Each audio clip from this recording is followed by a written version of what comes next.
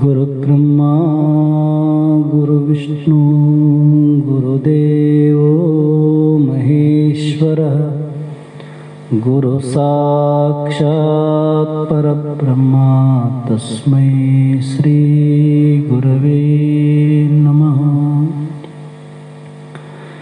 परमपूज्य सद्गुरु श्रोत्रिय ब्रह्मनिष्ठರು ಶ್ರೀ ಅಭಿನವ ನಿಜಗುಣ ಅಪ್ಪಂಗಳ ಶ್ರೀಚರಣ ಕಮಲಗಳಲ್ಲಿ ದೀರ್ಘದಂಡ ಪ್ರಣಾಮಗಳನ್ನು ಸಮರ್ಪಿಸುತ್ತಾ ಪರಮ ಪೂಜ್ಯರು ಶ್ರೋತ್ರಿಯ ಬ್ರಹ್ಮನಿಷ್ಠರು ಬ್ರಹ್ಮಲೀನರಾದ ಸದ್ಗುರು ಶ್ರೀ ಬಸವಾನಂದಜಿಯವರ ಶ್ರೀಚರಣಗಳನ್ನು ಮಂದಿರದಲ್ಲಿ ಸ್ಥಾಪಿಸಿ ಜಗತ್ತೊಂದರು ಸಾಕ್ಷಾತ್ ಪರಶಿವನ ಅವತಾರಿಗಳಾದ ಸಾಧು ಚಕ್ರವರ್ತಿ ಸದ್ಗುರು ಶ್ರೀ ಸಿದ್ಧಾರೂಢ ಮಹಾಸ್ವಾಮಿಗಳ ಶ್ರೀಚರಣ ಕಮಲಗಳಲ್ಲಿಯೂ ಪರಮ ಪೂಜ್ಯ ಸದ್ಗುರುಗಳಾದ ಶ್ರೀ ಆರೂಢ ಜ್ಯೋತಿ ಶಿವತೃಪ್ ಮಹಾಸ್ವಾಮಿಗಳ ಶ್ರೀಚರಣ ಕಮಲಗಳಲ್ಲಿಯೂ ಶ್ರೀ ಸಾಷ್ಟಾಂಗ ಪೂರ್ವಕವಾಗಿ ನಮನಗಳನ್ನು ಸಮರ್ಪಿಸುತ್ತಾ ಇಲ್ಲಿರುವಂಥ ಎಲ್ಲ ಶರಣರಿಗೂ ಅನೇಕ ಶರಣಾರ್ಥಿಗಳನ್ನು ತಿಳಿಸುತ್ತಾ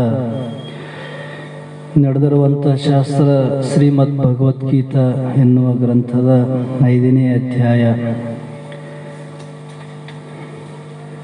8ನೇ ಶ್ಲೋಕ ಇದೆ,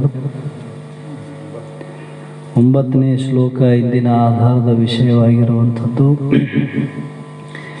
ಈ ಒಂದು ಅಧ್ಯಾಯದಲ್ಲಿ ಇಲ್ಲಿಯ ಪರ್ಯಂತರ ಹೇಳಿಕೆ ಅಂತ ಬಂದರು. ಏನಪ್ಪ ಅಂತಂದರೆ,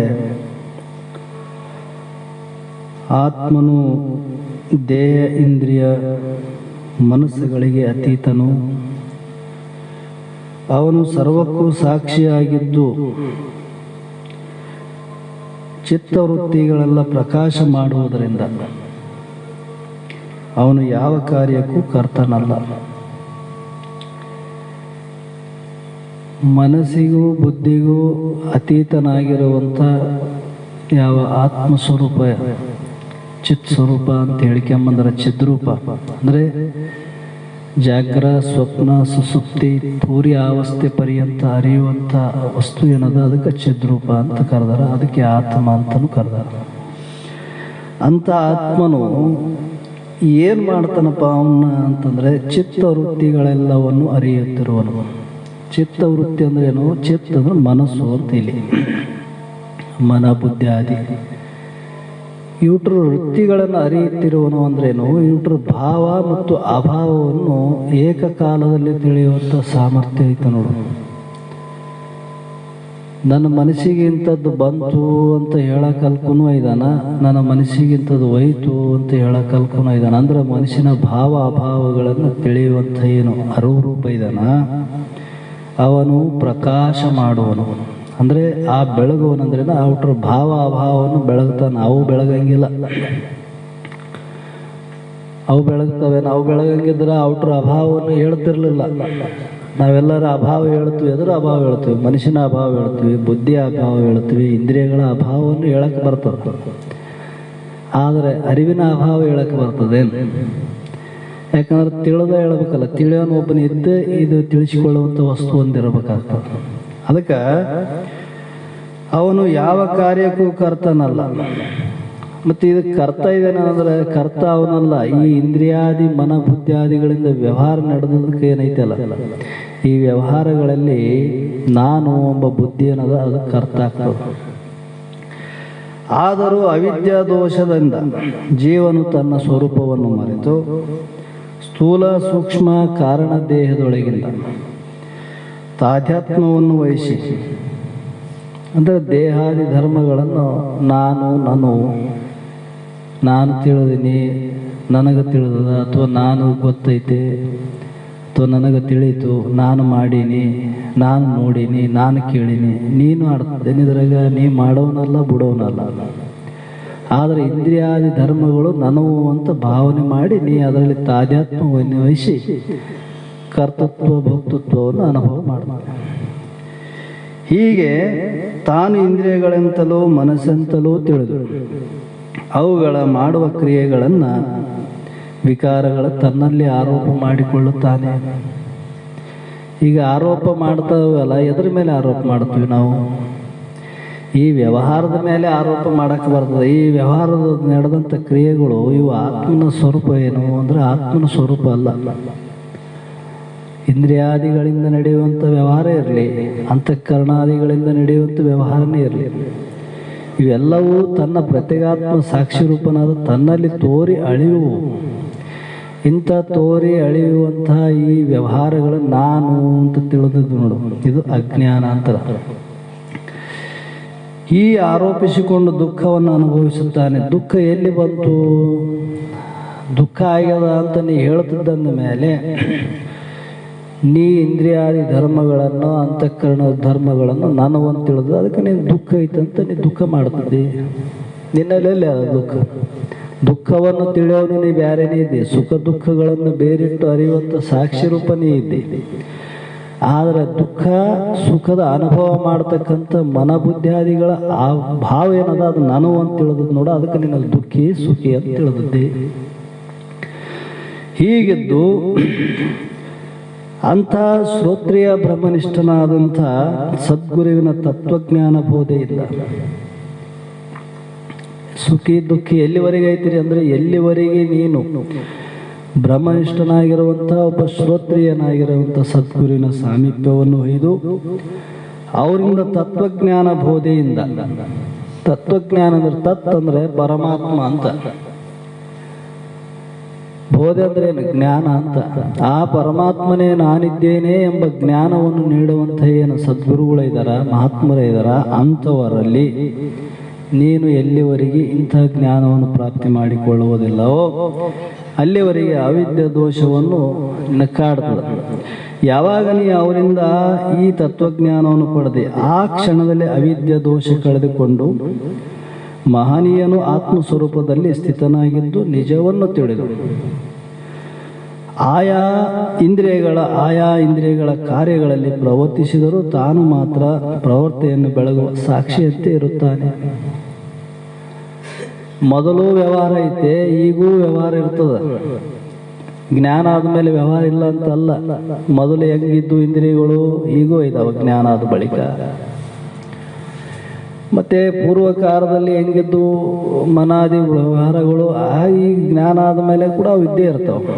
ಆದರೆ ಅವು ಕಾರ್ಯ ಆದರೂ ಕೂಡ ಅವರಲ್ಲಿ ಏನು ತಿಳಿತೇನಪ್ಪ ಅಂದ್ರೆ ನಾನು ಸಾಕ್ಷಿ ರೂಪನೇ ಹೊರತು ಔಟ್ರ ಕಾರ್ಯರೂಪವಾಗಿರುವಂಥ ಏನು ಕಾರ್ಯಗಳಿದಾವ ಔಟ್ರಲ್ಲಿ ನಾನು ಏನನ್ನು ಮಾಡುವನಲ್ಲ, ನಾನು ಮಾಡೋನಲ್ಲ. ಮತ್ತು ಯಾರು ಮಾಡ್ತಾರೆ? ಇಂದ್ರಿಯಗಳ ಧರ್ಮ ಅಂತ ತಿಳಿತೇನಷ್ಟೇ ಎಂದು ನಿಶ್ಚಯಿಸಿ ನಿರ್ವಿಕಾರನಾಗಿರುತ್ತಾನೆ. ನಿರ್ವಿಕಾರ ಆಗಿರ್ತಾನೆ ಅಂದ್ರೆ ಇವು ಎಲ್ಲ ವಿಕಾರ ಆಗ್ತಾವ ನೋಡು. ಇಂದ್ರಿಯಗಳು ವಿಕಾರ ಆಗ್ತಾವ, ಮನ ಬುದ್ಧಿಯಾದಿಗಳು ವಿಕಾರ ಆಗ್ತಾವ, ಕೆಡ್ತಾವೆಲ್ಲ ಇವು.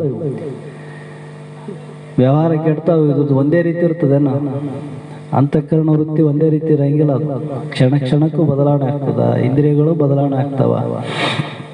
ಈ ವ್ಯವಹಾರ ಇದ್ರೂ ಕೂಡ ತಾನು ಮಾತ್ರ ನಿರ್ವಿಕಾರವಾಗಿದ್ದು ಅಂತಃಕರಣ ಧರ್ಮಗಳಾದ ಸುಖ ದುಃಖಗಳಲ್ಲಿ ತನ್ನಲ್ಲಿ ಆರೋಪಿಸಿಕೊಳ್ಳದೆ ಮೊದಲು ಆರೋಪ ಮಾಡಿಕೊಂತಿದ್ದ ಅಜ್ಞಾನ ಅವಸ್ಥೆಯಲ್ಲಿ ನನವೇ ನನ್ನಿಂದ ಆಗ್ಯದ, ನಾ ಮಾಡಿದಕ್ಕೆ ಹಿಂಗಾಯ್ತಪ್ಪ, ನಾನೇ ಮಾಡ್ತಿದ್ದಿಲ್ಲ ಅಂದ್ರೆ ನನಗೆ ಯಾಕೆ ಬರ್ತದ ಕಷ್ಟ ಅಂತ ಹೇಳ್ತಾನ. ಅಂದರೆ ಸುಖ ದುಃಖವನ್ನು ಭಾವ ಮಾಡ್ಯಾನಂದ್ರೆ ಇಂದ್ರಿಯಾದಿ ಧರ್ಮಗಳು ನಾನು ಅಂತ ತಿಳಿದನ. ಆದರೆ ಈಗೇನು ಅವು ಆರೋಪವನ್ನು ಮಾಡಿಕೊಳ್ಳದೆ ನಿತ್ಯ ನಿರತಿಶಯ ಸಹಜಾನಂದದಲ್ಲಿ ತೃಪ್ತನಾಗಿರುತ್ತಾನೆ. ಅಲ್ಲಿಗೆ ತೃಪ್ತಿ ಇರ್ತದೆ ನೋಡು. ಅಲ್ಲಿವರೆಗೆ ಇದು ಎಲ್ಲಿವರೆಗೆ ತತ್ವಜ್ಞಾನ ನಿಶ್ಚಯ ಆಗೋದಿಲ್ಲ ಅಲ್ಲಿವರೆಗೆ ಇದು ಸುಖ ದುಃಖಗಳು ಕರ್ತ ಭೋಕ್ತ ಇವೆಲ್ಲವೂ ತೋರ್ತಾವ ಅಂತ ಹೇಳಿದೆ.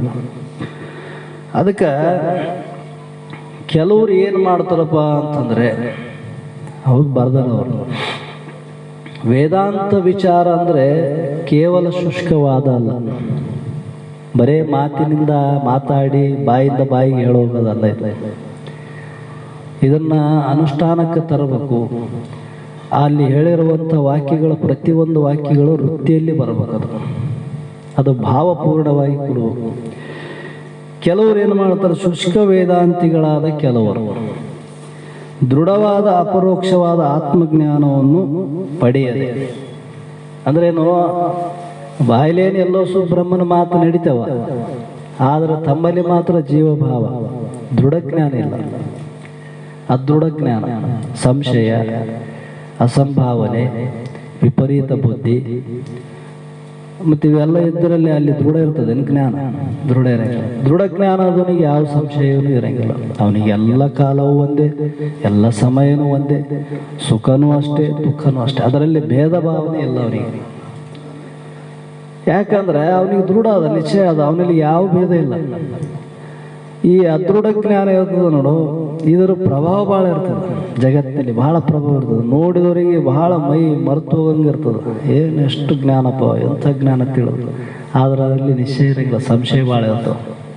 ಅದಕ್ಕೆ ಇಂಥವರು ಆತ್ಮಜ್ಞಾನವನ್ನು ಪಡೆಯದೆ ದೇಹಾದಿ ಸಂಘಾತದಲ್ಲಿರುವ ತಾದಾತ್ಮ್ಯವನ್ನು ಕಳೆದುಕೊಳ್ಳದೆ, ಅವು ಮೊದಲು ಹೆಂಗೆ ಇದಾವ ದೇಹದಲ್ಲಿ, ಅದೇ ಬುದ್ಧಿ ಹಂಗೆ ಐತೆ.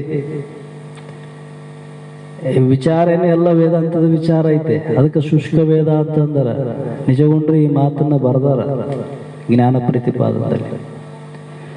ಯಾಕಂದ್ರೆ ಈ ಬರೇ ಬಾಯಿಂದ ಬಾಯಿಗೆ ಬರೋ ಜ್ಞಾನ ಏನಾಗ್ತದಪ್ಪ ಅಂತಂದ್ರೆ, ಅದು ಒಂದು ನಮ್ಮ ಒಂದು ಪಾತ್ರವನ್ನು ನಟನ ಮಾಡಿದಂಥ ಒಂದು ಪಾತ್ರ ಆಗ್ತದೆ ಹೊರತು ಅದು ನಮ್ಗೆ ಅನುಭವಕ್ಕೆ ಬರಂಗಿಲ್ಲ. ಈಗ ರಾಮನ ಪಾತ್ರ ಹಾಕ್ಯಾನಂದ್ರೆ ಏನು, ರಾಮ ಅದೇನು, ರಾಮಗದ್ದು ಗುಣ ಬಂದು ಅವನಿಗೆ, ರಾಮನಲ್ಲಿದ್ದಂಥ ಜ್ಞಾನ ಅವನಿಗೆ ಬಂತೇನೋ, ಪಾತ್ರ ಮಾಡ್ಯಾನ ಅಷ್ಟೇ, ಆದ್ರೆ ಅದರಲ್ಲಿ ಏನೂ ಇಲ್ಲ ಅವನಲ್ಲಿ. ಅದರಂಗ ಇಲ್ಲಿ ವಿಷಯ ಲೋಲರಾಗಿ ಇಂದ್ರಿಯಗಳಿಂದ ತುಚ್ಛ ವಿಷಯಗಳನ್ನು ಭೋಗಗಳನ್ನು ಅನುಭವಿಸುತ್ತಾ ನಾನು ಅವುಗಳಿಗೆ ಸಾಕ್ಷಿ ಎಂದುಕೊಳ್ಳುತ್ತಾ ತಿರುಗುತ್ತಾರೆ. ಮತ್ತೆ ಹಿಂಗೆ ಮಾಡೇ ಮಾಡ್ತಾರೆ. ಮತ್ತೆ ಯಾವುದು ಮಾಡಬಾರ್ದು ಅಂಥದ್ದನ್ನ ಮಾಡ್ತಾರೆ, ಮತ್ತೆ ಅದಕ್ಕೆ ನಾನು ಸಾಕ್ಷಿನೇ, ನನಗೇನಪ್ಪ ಪಾಪ ಇಲ್ಲ ಪುಣ್ಯ ಇಲ್ಲ, ನನಗೆಲ್ಲ ನಡೀತೇವೆ ಅಂತ ಹೇಳೋದು. ಹಿಂಗೆ ಹೇಳ್ತದೆ ವೇದಾಂತ. ವೇದಾಂತದಂಥ ಶುದ್ಧ ಮತ ಜಗತ್ತಿನಾಗ ಇನ್ನೊಂದಿಲ್ಲ, ಅದರಂಥ ಪವಿತ್ರವಾದ ಜ್ಞಾನ ಇನ್ನೊಂದಿಲ್ಲ. ಅದನ್ನು ಪಡ್ಕೊಂಡವನು ಕೇವಲ ಅದನ್ನು ಪಡ್ಕೊಂಡವ್ರು ಹೇಳೋದೊತ್ತಟ್ಟಿಗಿರಲಿ, ಆ ಜ್ಞಾನವನ್ನು ದೃಢವಾದ ನಂಬಿಕೆ ಯಾರು ಪಡ್ಕೊಂಡಾರ ಅವನ ಸನ್ನಿಧಾನ ಮಾತ್ರದಿಂದ, ಅವನ ಸ್ಪರ್ಶದಿಂದ, ಅವನ ನೋಟದಿಂದನೇ ಎಷ್ಟೋ ಜನರು ಉದ್ಧಾರ ಮಾಡೋ ಸಾಮರ್ಥ್ಯ ಅದ. ಬ್ರಹ್ಮಜ್ಞಾನ ಅಂದ್ರೆ ಅಷ್ಟು ಹುಡುಗಾಟಿಗೆ ಅದು ಮಾತಲ್ಲ. ಬ್ರಹ್ಮನಿಷ್ಠತ್ತು ಸಾಮಾನ್ಯ ಕೆಲಸ ಇರ್ತದೆ. ಇಲ್ಲಾಂದ್ರೆ ಇಷ್ಟೆಲ್ಲ ಉದ್ದ ಬರೆದು ಇಷ್ಟೆಲ್ಲ ಹೇಳೋದ ಅವಶ್ಯಕತೆ ಹಾಕಿತ್ತು. ಜಗತ್ತಿನಾಗ ಇದು ಬಹಳ ಕಡೆ ಹೋಗ್ಯದಂದ್ರೂ ಬಹಳ ಮಂದಿಗೆ ತಿಳಿದಿಲ್ಲ. ಇದು ಮನೇನೆ ಹೇಳಿದ್ರಲ್ಲ ಗುರುಗಳು, ಬಹಳ ಮಂದಿ ಕೇಳ್ತೀವಿ, ತಿಳಿಯೋದು ಎಷ್ಟು ಮಂದಿಗೆ ತಿಳಿತದಂದ್ರೆ ಇಲ್ಲೋ ಕೈ ಬರಳೆಣಿಕೆ ಮೇಲೆ ಮಾತ್ರ. ಅಂಥ ಒಂದು ದೃಢತೆ ಇರಬೇಕು. ಅವ್ರ ಸಾಧನ, ಅವ್ರ ಶ್ರವಣ ಬಲ, ಅವ್ರ ದೃಢತೆ ಇದ್ದವರಿಗೆ ಅದು ಸಾಧ್ಯ ಅದ. ಆದ್ರೆ ಅವರು ಹೆಂಗೆ ದೃಢ ಅದ ಹಂಗೆ ತೋರ್ತದ, ಹೊರಗೆ ಕಾಣ್ತದ. ಸುಮ್ಮನೆ ಹೇಳ್ಯಾರೆ, ದ್ವೈತ ಭಾವ ಅಳಿತೆಂದು ಮಾತಿನಿಂದ ತಿಳಿಸಲೇಕೆ, ದ್ವೈತ ಭಾವ ಅಳಿದು ಕುರು ಮೇಲೆ ತೋರ್ಪದು, ಎಷ್ಟೇ ಮುಚ್ಚಿಟ್ರು ಮೇಲೆ ಕಾಣ್ತದದು. ಹಾಗೆ ತಿರುಗುತ್ತಾರೆ. ಇದು ಮಹಾ ಅನಾಚಾರ. ಇದೇನು ಆಚಾರ ಏನಿದು? ಮಹಾ ಅನಾಚಾರ ಅಂದ್ರೆ ಅವರು ಆಚಾರದ ಹೆಸರಲ್ಲಿ ಅನಾಚಾರ ಮಾಡೋದು. ವಿಷಯ ಭೋಗಕ್ಕಾಗಿ ವೇದಾಂತವನ್ನು ಕಲಿಯುತ್ತಾರೆ. ಸಂಸಾರ ಚಲೋ ಇರಲಿ, ಪ್ರಪಂಚದ ವಿಷಯ ಭೋಗ ಚಲೋ ಇರಲಿ ಅಂತ ವೇದಾಂತ ವಿಷಯನ ಮಾತಾಡೋರು. ಇದು ಇದಕ್ಕೆ ಬಂದದೇನು ವೇದಾಂತ? ಸಂಸಾರಂ ದೀರ್ಘ ರೋಗಸ್ಯ ವಿಚಾರಂ ಪರಮ ಔಷಧಿ. ಸಂಸಾರ ಅನ್ನೋದೇ ಒಂದು ರೋಗ ಇದ್ದಂಗೆ ಐತೆ. ಈ ರೋಗದಿಂದ ನಾ ಬಿಡುಗಡೆ ಆಗಬೇಕು ಅಂತ ಯಾರಿಗೆ ಛಲ ಅದ, ಯಾರಿಗೆ ಇದರಲ್ಲಿ ಇಚ್ಛೆ ಅದ, ಅವರಿಗಿದು ವೇದಾಂತ. ಈ ವಿಷಯ ಸುಖಗಳು ಹೆಚ್ಚಿಗೆ ಆಗಲ್ಲ ಅಂತಂದು ಹಿಂಗೆ ಈ ಇದನ್ನ ನಾವು ವೇದಾಂತ ಕೇಳಿದ್ರೆ ಅದೇನು ಹೆಚ್ಚಿಗೆ ಆಗ್ತದೇನದು? ಇಲ್ಲ, ಅದಕ್ಕೆ ಪ್ರಯೋಜನ ಇಲ್ಲ ಅಂತ ಹೇಳ್ತಾರೆ. ನಿರ್ವಿಷಯ ಆನಂದ ಸ್ಥಿತಿಯೇ ಅವರಿಗೆ ಹೇಗೆ ಬರುತ್ತದೆ? ಅವರಿಗೆ ಏನಾಗಂಗಿಲ್ಲಪ್ಪ ಅಂದ್ರೆ ಆನಂದ ಸುಖ ಆಗಂಗಿಲ್ಲ. ನೋಡಿ ಎಂಥ ಆನಂದ! ನಿರ್ವಿಷಯ ಆನಂದ ಆಗಂಗಿಲ್ಲ. ವಿಷಯ ಆನಂದ ಆಗ್ತದ, ಮಾತಾಡಿದಾಗ, ಕುಂತಾಗ, ಕೇಳಿದಾಗ ಸ್ವಲ್ಪ ಆನಂದ ಅನಿಸ್ತದ, ಮತ್ತೆ ಅದು ಕಿತ್ಕೊಂಡು ಹೋಗ್ತದೆ. ಅದೇನು ಶಾಶ್ವತ ಇರ್ತದೆ ಅದು ಆನಂದ? ಎಲ್ಲ ಕ್ಷಣಿಕ ಆನಂದ. ಅಷ್ಟ ಆನಂದಗಳಲ್ಲಿ ವಿದ್ಯಾನಂದವೇ ಶ್ರೇಷ್ಠ. ಅದು ವಿದ್ಯಾನಂದ ಯಾರಿಗಾಗ್ತದ? ದೃಢ ಪರೋಕ್ಷ ಜ್ಞಾನ ಯಾರಿಗಾಗ್ಯದ ಅವ್ರಿಗಾಗ್ತದ ಅದು ವಿದ್ಯಾನಂದ. ಅದಕ್ಕೆ ಜೀವನ್ಮುಕ್ತ ವಿಲಕ್ಷಣ ಆನಂದ ಅಂತ ಕರೀತಾರೆ. ನಿರಾವರಣ ಪರಿಪೂರ್ಣ ಆನಂದ ವೃತ್ತಿ ಸಹಿತ್ವಂ ಜೀವನ್ಮುಕ್ತ.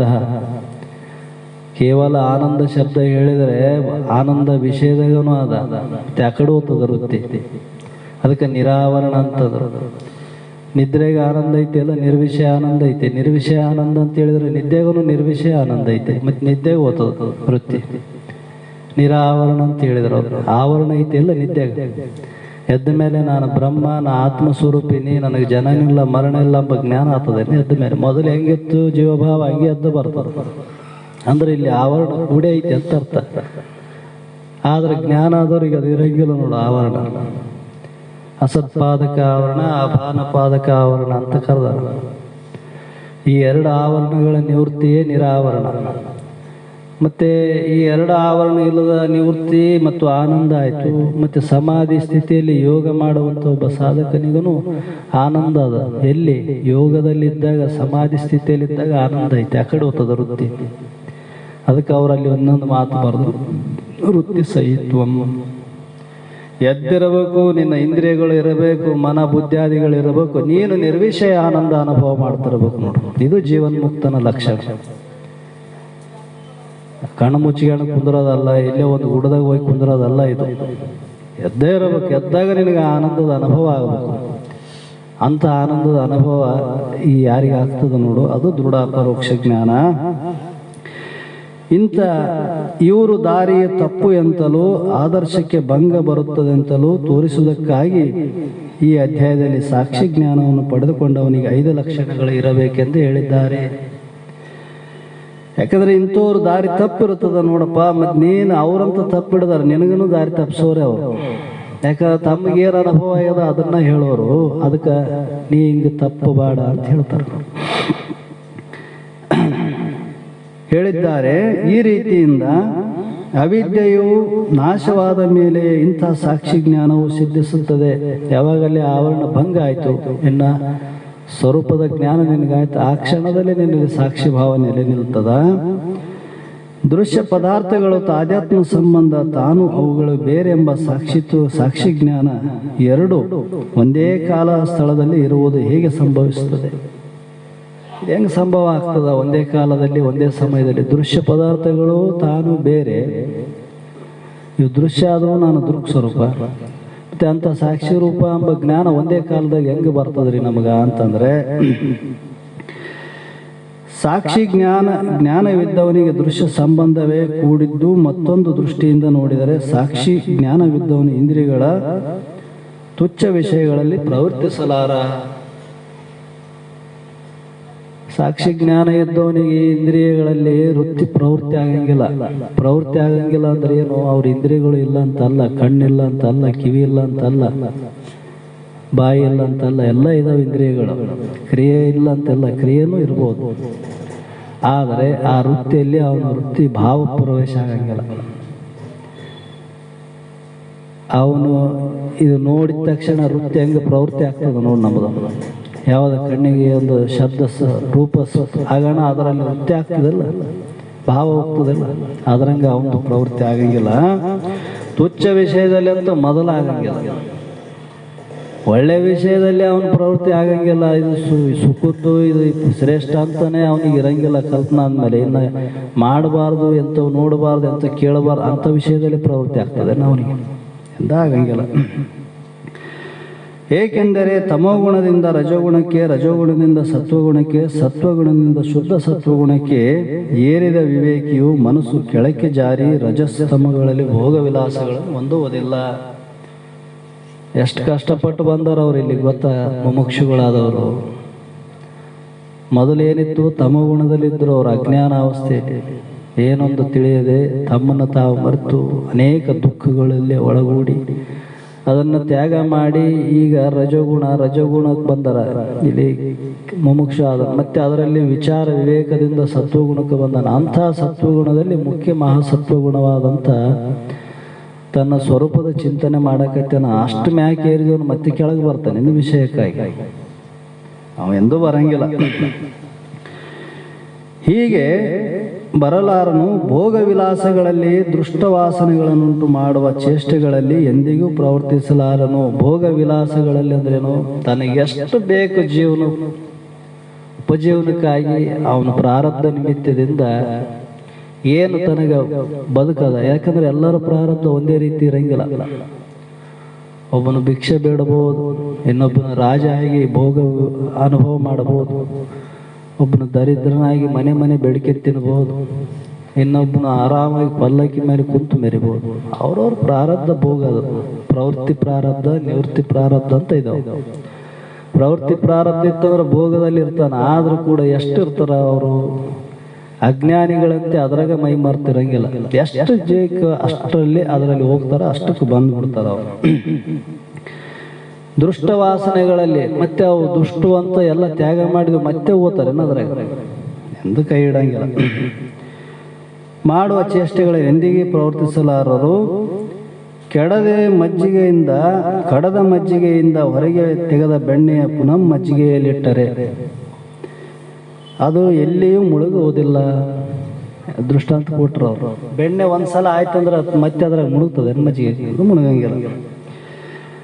ಹಾಗೆ ಇದರಂತೆ ದೃಶ್ಯ ಪದಾರ್ಥಗಳಿಂದ ಬೇರ್ಪಡಿಸಿ ವಿಚಾರಣೆಯಿಂದ ತಾನು ದೃಶ್ಯ ವಿಲಕ್ಷಣನಾದ ಆತ್ಮನೆಂದು ಅನುಭವಿಸಿದ ಜ್ಞಾನಿಯು ಮತ್ತೆ ಮಿಥ್ಯಾರೂಪವಾದಂಥ ಸಂಸಾರ ಭೋಗಗಳಲ್ಲಿ ಭ್ರಮಿಸಲಾರನು. ಸಂಸಾರದಲ್ಲಿದ್ದರೆ ಭ್ರಮೆಗೆ ಒಳಗಾಗಂಗಿಲ್ಲ ಅಷ್ಟೇ. ಅಜ್ಞಾನಿ ಭ್ರಮೆಗೆ ಒಳಗಾಗ್ತಾನೆ. ಏನು ನೋಡಿದ್ದಲ್ಲ ಶ್ರೇಷ್ಠ ಕನಿಷ್ಠ ಅಂತ ಭೇದ ಮಾಡ್ತಾನೆ. ಆದರೆ ಜ್ಞಾನಿ ಅವನು ಎಂದೂ ಭ್ರಮೆಗೊಳಗ. ಯಾಕಂದ್ರೆ ಅವನ ದೃಷ್ಟಿಯಲ್ಲಿ ಎರಡು ಸುಮಾರು ಇದಾವೆ. ಇದರಲ್ಲಿ ಸುಖ ಇಲ್ಲ ಅಂತ ಅವನು ತಿಳಿದಾನ, ಮತ್ತೆ ಅದ್ರಾಗ ಭ್ರಮೆ ಪಡ್ತಾನೆ ಇಲ್ಲ. ಸ್ವಪ್ನದಿಂದ ಎಚ್ಚೆತ್ತನ ಪುರಂ ಸ್ವಪ್ನ ಪ್ರಪಂಚವನ್ನು ರಮಿಸುವನೇ. ಈಗ ಸ್ವಪ್ನದಿಂದ ಎದ್ದವನಿಗೆ ಸ್ವಪ್ನದಾಗ ಇರಲಿ, ಬೇಕು ಬೇಡ ಇತ್ತು, ಎದ್ದ ಮೇಲೆ ಅದು ಸ್ವಪ್ನ ಅಂತ ತಿಳಿದ ಮೇಲೆ ಮತ್ತೆ ಅದರಲ್ಲಿ ಪ್ರಯತ್ನ ಮಾಡ್ತಾನೆ. ನಾವು ಹೆಂಗೆ ಪ್ರಯತ್ನ ಮಾಡೋದಲ್ಲ ಅದ್ರಂಗ ಅಂತ ಹೇಳ್ತಾನೆ. ಹೀಗಿರುವುದರಿಂದ ತತ್ವವೆತ್ತವನಾಗಿ ಅವಿದ್ಯೆಯನ್ನು ಹೋಗಲಾಡಿಸಿಕೊಂಡು ದೃಶ್ಯ ತಾದಾತ್ಮವನ್ನು ಬಿಟ್ಟು ಆತ್ಮವೆತ್ತನಾದ ಮಹನೀಯನಿಗೆ ಮಾತ್ರ ಈ ಸಾಕ್ಷಿ ಜ್ಞಾನವು ಶೋಭಿಸುತ್ತದೆ. ಈ ಸ್ಥಿತಿಯ ಪಡೆದುಕೊಂಡವನು ಮಾತ್ರ ತಿನ್ನುತ್ತಾ ತಿರುಗುತ್ತಾ ಮಾತನಾಡುತ್ತಾ ಇದ್ದರೂ ತಾನೇನು ಮಾಡುವನಲ್ಲೆಂದು ಧೈರ್ಯವಾಗಿ ಹೇಳಬಲ್ಲನು. ಅವನಿಗೊಬ್ಬನಿಗೆ ಬರ್ತದೆ ನೋಡಿದ ಹೇಳಕ. ಯಾಕಂದ್ರೆ ಅವನಿಗೆ ಅನುಭವ ಅದದು. ಇಷ್ಟು ಜ್ಞಾನನ ದೃಢವಾಗೈತೆ, ಆ ದೃಢವಾದಂಥ ವೃತ್ತಿನೂ ಇರ್ತದೆ. ಅದಕ್ಕೆ ಅವನು ಅಕರ್ತ ಅಭೋಕ್ತ ಅಂತ ತಿಳಿದ. ಮೊದಲು ನಿಷ್ಕಾಮ ಕರ್ಮ ಭಕ್ತಿ ಧ್ಯಾನಾದಿ ಸಾಧನಗಳಿಂದ ಚಿತ್ತವನ್ನು ಶುದ್ಧ ಮಾಡಿಕೊಂಡು ತಾನೇ ಪರಮಾತ್ಮನೆಂಬ ಸ್ವಹಂ ಭಾವನೆಯನ್ನು ಪಡೆದುಕೊಳ್ಳಬೇಕು. ಪೂರ್ವದಲ್ಲಿ ಜ್ಞಾನ ಪ್ರಾಪ್ತಿ ಕಾಲದ ಪೂರ್ವದಲ್ಲಿ ನಿಷ್ಕಾಮ ಕರ್ಮ ಭಕ್ತಿ ಅನ್ನುವಂಥದ್ದೇನು ಹೇಳ್ಯಾರ ಸಾಧನೆಗಳು, ಅವೆಲ್ಲವನ್ನು ಪೂರ್ಣ ಮಾಡಿಕೊಂಡೇ ಅಂಥ ತತ್ವವೆತ್ತನು ಕರ್ಮಗಳನ್ನು ಮಾಡಿದರೂ ಮಾಡದೇ ಇದ್ದರು ಅವನಿಗೆ ಯಾವ ವಿಧವಾದ ಬಂಧವೂ ಇರಲಾರದು. ನಾನು ಮಾಡ್ತೀನೆಂಬ ಬುದ್ಧಿ ನಿನಗೆ ಎಲ್ಲಿವರೆಗೆ ಐತೆ ಅಲ್ಲಿವರೆಗೆ ಬಂಧನವನ್ನು ಉಂಟು ಮಾಡುತ್ತದೆ. ಅದು ಯಾವಾಗ ನಿನ್ನ ತಲೆಗಳಿಂದ ಹೋಯ್ತು ಆ ಬಂಧನ ನಿನಗೆಲ್ಲ ಯಾವುದೇ ರೀತಿಯಿಂದ ಅವನಿಗೆ ಬಂಧನವನ್ನು ಉಂಟು ಮಾಡೋದಲ್ಲ. ಅದು ಅವನ ಚಿತ್ತವು ಆಗ ತಾನೇ ಹುರಿದ ಬೀಜದಂತೆ ವಿಷಯ ಸಂಸಾರ ರಹಿತವಾಗಿರುವುದು. ಅಂದರೆ ಈ ವಿಷಯ ಭೋಗದಲ್ಲಿ ಅವನಲ್ಲಿ ಯಾವುದೇ ಅಪೇಕ್ಷೆ ಇಲ್ಲ, ಮತ್ತೆ ಅವನು ಅದರಲ್ಲಿ ಅಕರ್ತ ಅಭೋಕ್ತನೇ ಇದ್ದಾನೆ. ಅವನು ಮತ್ತೊಬ್ಬರಿಗೆ ದಾರಿಯನ್ನು ತೋರಿಸುವುದಕ್ಕಾಗಿ ಕ್ರಿಯೆಗಳಲ್ಲಿ ಪ್ರವರ್ತಿಸಿದರೂ ಒಂದು ಸಂದರ್ಭ ಬಂತು ಅಂತಂದ್ರೂ ಕೂಡ ತಾನು ನಡೆದುಕೊಂಡಂತ ಬಂದ ದಾರಿಯನ್ನೇ ಇನ್ನೊಬ್ಬರಿಗೆ ಹೇಳುವಕ ಪ್ರವೃತ್ತಿಯನ್ನು ಮಾಡಬಹುದು. ಜಗತ್ತಿನ ಕೆಲವು ನಿಯಮಗಳಿದಾವೆ, ಅದನ್ನು ಉಲ್ಲಂಘನೆ ಮಾಡಂಗಿಲ್ಲ. ಸಮಾಜದ ಕೆಲವು ನಿಯಮಗಳಿದಾವೆ, ಅವು ಉಲ್ಲಂಘನೆ ಮಾಡಕ್ಕೆ ಬರ್ತವೆ. ನಾನು ಅಕರ್ತ ಭೋಕ್ತ ಆತ್ಮಸ್ವರೂಪ, ನನಗೆ ಜನನಿಲ್ಲ, ಮರಣಿಲ್ಲ, ಪಾಪ ಇಲ್ಲ, ಪುಣ್ಯ ಇಲ್ಲ, ಇವು ಎಲ್ಲ ಸ್ವರೂಪ ನಾನೇ ಏನಿ, ನನ್ನ ಸ್ವರೂಪನೇ ಜಗತ್ತೈತೆ ಅಂತ ತಿಳಿದವನು. ಅಷ್ಟು ತಿಳಿದ ಮೇಲೆ ಕೂಡ ಅದರ ನಿಯಮಗಳನ್ನು ಪಾಲನೆ ಮಾಡ್ತಾನೋ ಏನೋ ಮನಸ್ಸು ಬೇಕೋ ಬಿಟ್ಟು ಬಿಡ್ತಾನಂದ್ರೆ ಹಂಗೆ ಮಾಡಂಗಿಲ್ಲ ಅವನು. ಒಬ್ಬ ಗುರು, ಒಬ್ಬ ಶಿಷ್ಯ ಧರ್ಮಗಳಿದಾವ, ಸಮಾಜದಲ್ಲಿ ಕೆಲವು ನಿಯಮಗಳಿದಾವೆ. ಮತ್ತೆ ಗುರುವಿನಲ್ಲಿರೋ ಜ್ಞಾನ ಬೇರೆ ಅಲ್ಲ, ನಂದು ಜ್ಞಾನ ಬೇರೆ ಅಲ್ಲ. ಗುರು ನನ್ನ ಸ್ವರೂಪ ಇದ್ದಾನೆ, ನನ್ನ ಸ್ವರೂಪನೇ ಗುರು ಇದ್ದಾನೆ ಅಂತಂದು ಹೋಗಿ ಅವ್ನು ಹೆಗಲ ಮೇಲೆ ಕೈ ಹಾಕೊಂಡು ಕುಂದಿರ್ತಾನ. ಹಂಗೆ ಬರ್ತದೇನು? ಜ್ಞಾನ ಆಗ್ಯದ, ಹಂಗೆ ನಿಯಮಗಳನ್ನು ಹಿಂಗೆ ಮಾಡಂತ ಎಲ್ಲೇನು ಹೇಳ್ಯದೇನಿಲ್ಲ, ಹಂಗೆ ಎಲ್ಲಿ ಹೇಳಿಲ್ಲ. ಆದರೂ ಕೂಡ ಅವನು ಪಾಲನೆ ಮಾಡ್ತಾನೆ. ಯಾಕೆ? ಇದು ಜಗತ್ತಿಗೆ ಸಮಾಜದ ಉತ್ತೀರ್ಣಕ್ಕಾಗಿ, ನನ್ನ ದಾರಿಯನ್ನು ನೋಡಿ ಇನ್ನೊಬ್ಬರು ಅದನ್ನು ಕಲೀಲಿ ಎಂಬ ಉದ್ದೇಶದಿಂದ. ಅವನಿಗೇನು ಮಾಡಬೇಕಂತ ಅಪೇಕ್ಷೆ ಏನಿಲ್ಲ, ಇದನ್ನು ಮಾಡೇಬೇಕಂತ ಕರ್ತೃತ್ವವನ್ನು ವಹಿಸಿಕೊಂಡಿಲ್ಲ ಅವನು. ಆದರೂ ಕೂಡ ಸಮಾಜಕ್ಕಾಗಿ ಹೀಗೆ ಪ್ರವೇಶಿಸಿದರೂ ಸಾಕ್ಷಿ ಭಾವವನ್ನು ಪಡೆದಿದ್ದರಿಂದ ಅವನು ಇಂದ್ರಿಯಗಳ ಧರ್ಮಕ್ಕೆ ವಿರುದ್ಧವಾದ ಕಾರ್ಯಗಳಲ್ಲಿ ಪ್ರವರ್ತಿಸಲಾರ. ಅವಕ್ಕೆ ವಿರುದ್ಧವಾದಂಥ ಕಾರ್ಯಗಳಲ್ಲಿ ಎಂದೂ ಪ್ರವೃತ್ತಿ ಆಗಂಗಿಲ್ಲ ಅವನು. ಇಂದ್ರಿಯಗಳು ಸ್ವಾಭಾವಿಕವಾಗಿ ವಿಷಯಗಳಲ್ಲಿ ಪ್ರವೃತ್ತಿ ಆಗ್ತಾವ, ಅದನ್ನೆಲ್ಲ ನಾಶ ಮಾಡಿಕೊಂಡೇ ಇಲ್ಲಿಗೆ ಬಂದಾನ. ಮತ್ತೆ ಪುನಃ ವಿರುದ್ಧ ಹೋಗ್ತಾನೆ, ಎಂದೂ ಹೋಗಂಗಿಲ್ಲ. ಇಷ್ಟೆಲ್ಲ ಹೇಳಿದ್ರಲ್ಲಿ ಇದರಿಂದ ಕಲಿಯೋದು ಏನೈತಪ್ಪ ಅಂತಂದ್ರೆ, ತತ್ವವೆತ್ತನು ಮನೋಭಾವನೆಯು ಇತರ ಅರಿಯುವರು ಮನೋಭಾವನೆಗಿಂತ ವಿಲಕ್ಷಣವಾಗಿರುತ್ತದೆ. ನಾವು ಏನು ನೋಡ್ತೀವಿ ಜಗತ್ತಿನಾಗ ಅಂದ್ರೆ, ಅವ್ರ ಶರೀರ ನೋಡ್ತೀವಿ, ಅವ್ರ ಕಾರ್ಯ ನೋಡ್ತೀವಿ, ಅವ್ರ ಆಡೋ ಮಾತು ನೋಡ್ತೀವಿ, ಅವ್ರ ಇಂಗಿತ ನೋಡ್ತೀವಿ, ಏನೋ ಅವ್ರ ಮನೋಭಾವನೆ ನಾವು ತಿಳಿಯಕ್ಕಾಗ್ತದೇನು? ಯಾಕಂದ್ರೆ ನಮ್ಮ ಮನಸ್ಸು ಪರಿಚ್ಛಿನ್ನ ವಸ್ತುಗಳಲ್ಲಿ ಐತೆ, ಅವ್ರದ್ದು ಪರಿಪೂರ್ಣ ಭಾವ.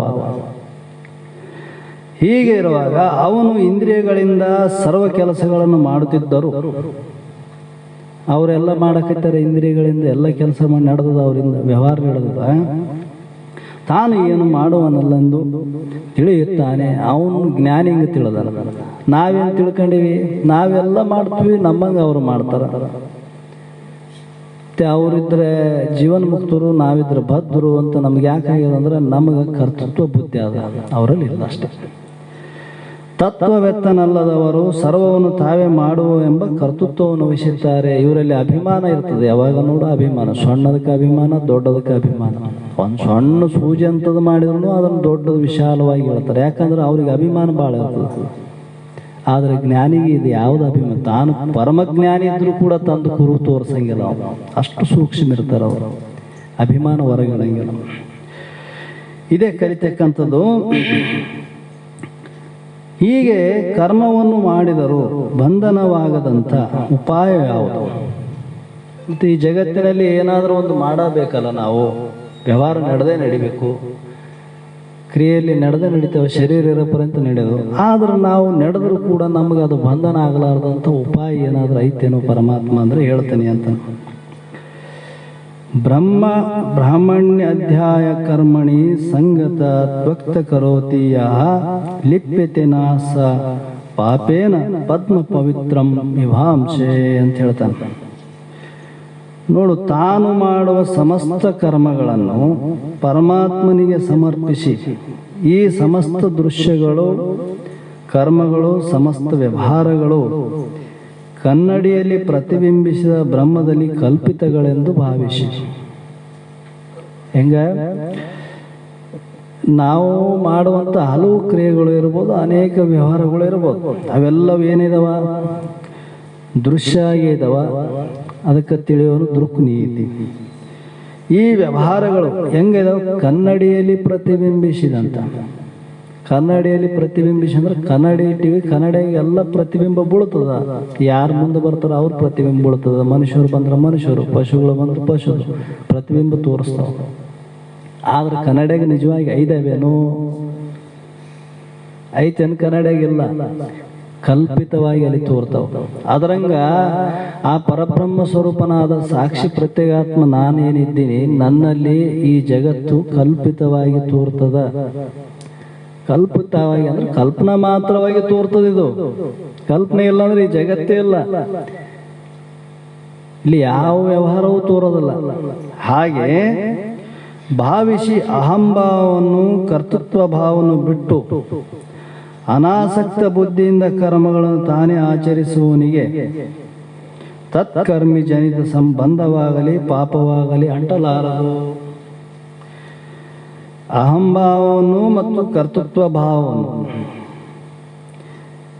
ಅಭಿಮಾನ, ಅಹಂ ಅಂದ್ರೆ ಅಭಿಮಾನ, ಕರ್ತೃತ್ವ ಅಂದ್ರೆ ಕರ್ತ, ನಾನೇ ಮಾಡುವವನು ಬಿಟ್ಟು ಅನಾಸಕ್ತಿ, ಆಸಕ್ತಿ ಅಲ್ಲ ಅನಾಸಕ್ತಿ, ನಿನಗ ವಿಷಯದಲ್ಲಿ ಬೇಕಿಲ್ಲ ಆದ್ರೂ ಕೂಡ ಪ್ರಾರಬ್ಧ ವಶದಿಂದ ಅದು ನಿನ್ನ ಮುಂದೆ ಪ್ರವೇಶ ಆಯ್ತಪ್ಪ, ನಿನಗೆ ಆಸಕ್ತಿ ಇಲ್ಲ, ಭೋಗ ಕೊಡ್ತು, ಅದರಲ್ಲಿ ಆಸಕ್ತಿ ಇಲ್ಲದಂಗ ನೀನು ಬುದ್ಧಿಯಿಂದ ಕರ್ಮಗಳನ್ನು ತಾನು ಮಾಡ್ತಾ ಇದ್ದರು. ನಿನಗೆ ಅದು ಮಾಡ್ಬೇಕಂತ ಅಪೇಕ್ಷೆ ಇಲ್ಲ, ಆದ್ರೂ ಕೂಡ ಕ್ರಿಯೆ ನಡೆದಾದ. ಅದ್ರದ್ದು ಏನಾಗ್ತದಪ್ಪ ಅಂದ್ರೆ ಆಚರಿಸುವನಿಗೆ ತತ್ಕರ್ಮ ಜನಿತ ಬಂಧವಾಗಲಿ ಪಾಪವಾಗಲಿ ಅಂಟಲಾರದು. ಪುಣ್ಯದ್ದೇ ಅಂಟಂಗಿಲ್ಲ ಅಂದ್ಮೇಲೆ ಪಾಪದ್ದೇ ಯಾಕೆ ಅಂಟದ? ಪುಣ್ಯದ್ದೇ ಅಥವಾ ಮಾಡಕ್ ಹೋಗಿಲ್ಲ ಅಂದ್ಮೇಲೆ ಪಾಪದ ಮಾಡಕ್ ಹೋಗ್ತಾನೆ ಇಲ್ಲ. ಹೀಗೆ ಎಂಬುದನ್ನು ಸ್ಥಿರಪಡಿಸುವುದಕ್ಕಾಗಿ ಕಮಲದ ದೃಷ್ಟಾಂತವನ್ನು ಕೊಟ್ಟಿರುವರು. ಪದ್ಮ ಮೀಮಾಂಸು ಅಂತ ಹೇಳ್ಯಾರಲ್ಲ, ಪದ್ಮಪತ್ರ ಮೀಮಾಂಸು ಅಂತ. ಕಮಲವು ನೀರಿನಲ್ಲಿದ್ದರೂ ಕೂಡ ನೀರು ಹೇಗೆ ಅಂಟಿಕೊಳ್ಳುವುದಿಲ್ಲೋ ಅದರಂಗ ಜ್ಞಾನಿ ಸಂಸಾರದಲ್ಲಿದ್ದರೂ ಕೂಡ ಈ ಸಂಸಾರದ ಯಾವುದೇ ವಸ್ತುಗಳು ಔಟ್ರ ಕರ್ಮ ಬಂಧನ ಆಗಲಿ ಅವನಿಗೆ ಅಂಟುವುದಿಲ್ಲ. ನೀರಿನಲ್ಲಿದ್ದಂತೆ ಕಮಲ ಪತ್ರದಂತೆ ಅಂತ ಹೇಳ್ತಾನೆ. ಅದಕ್ಕೆ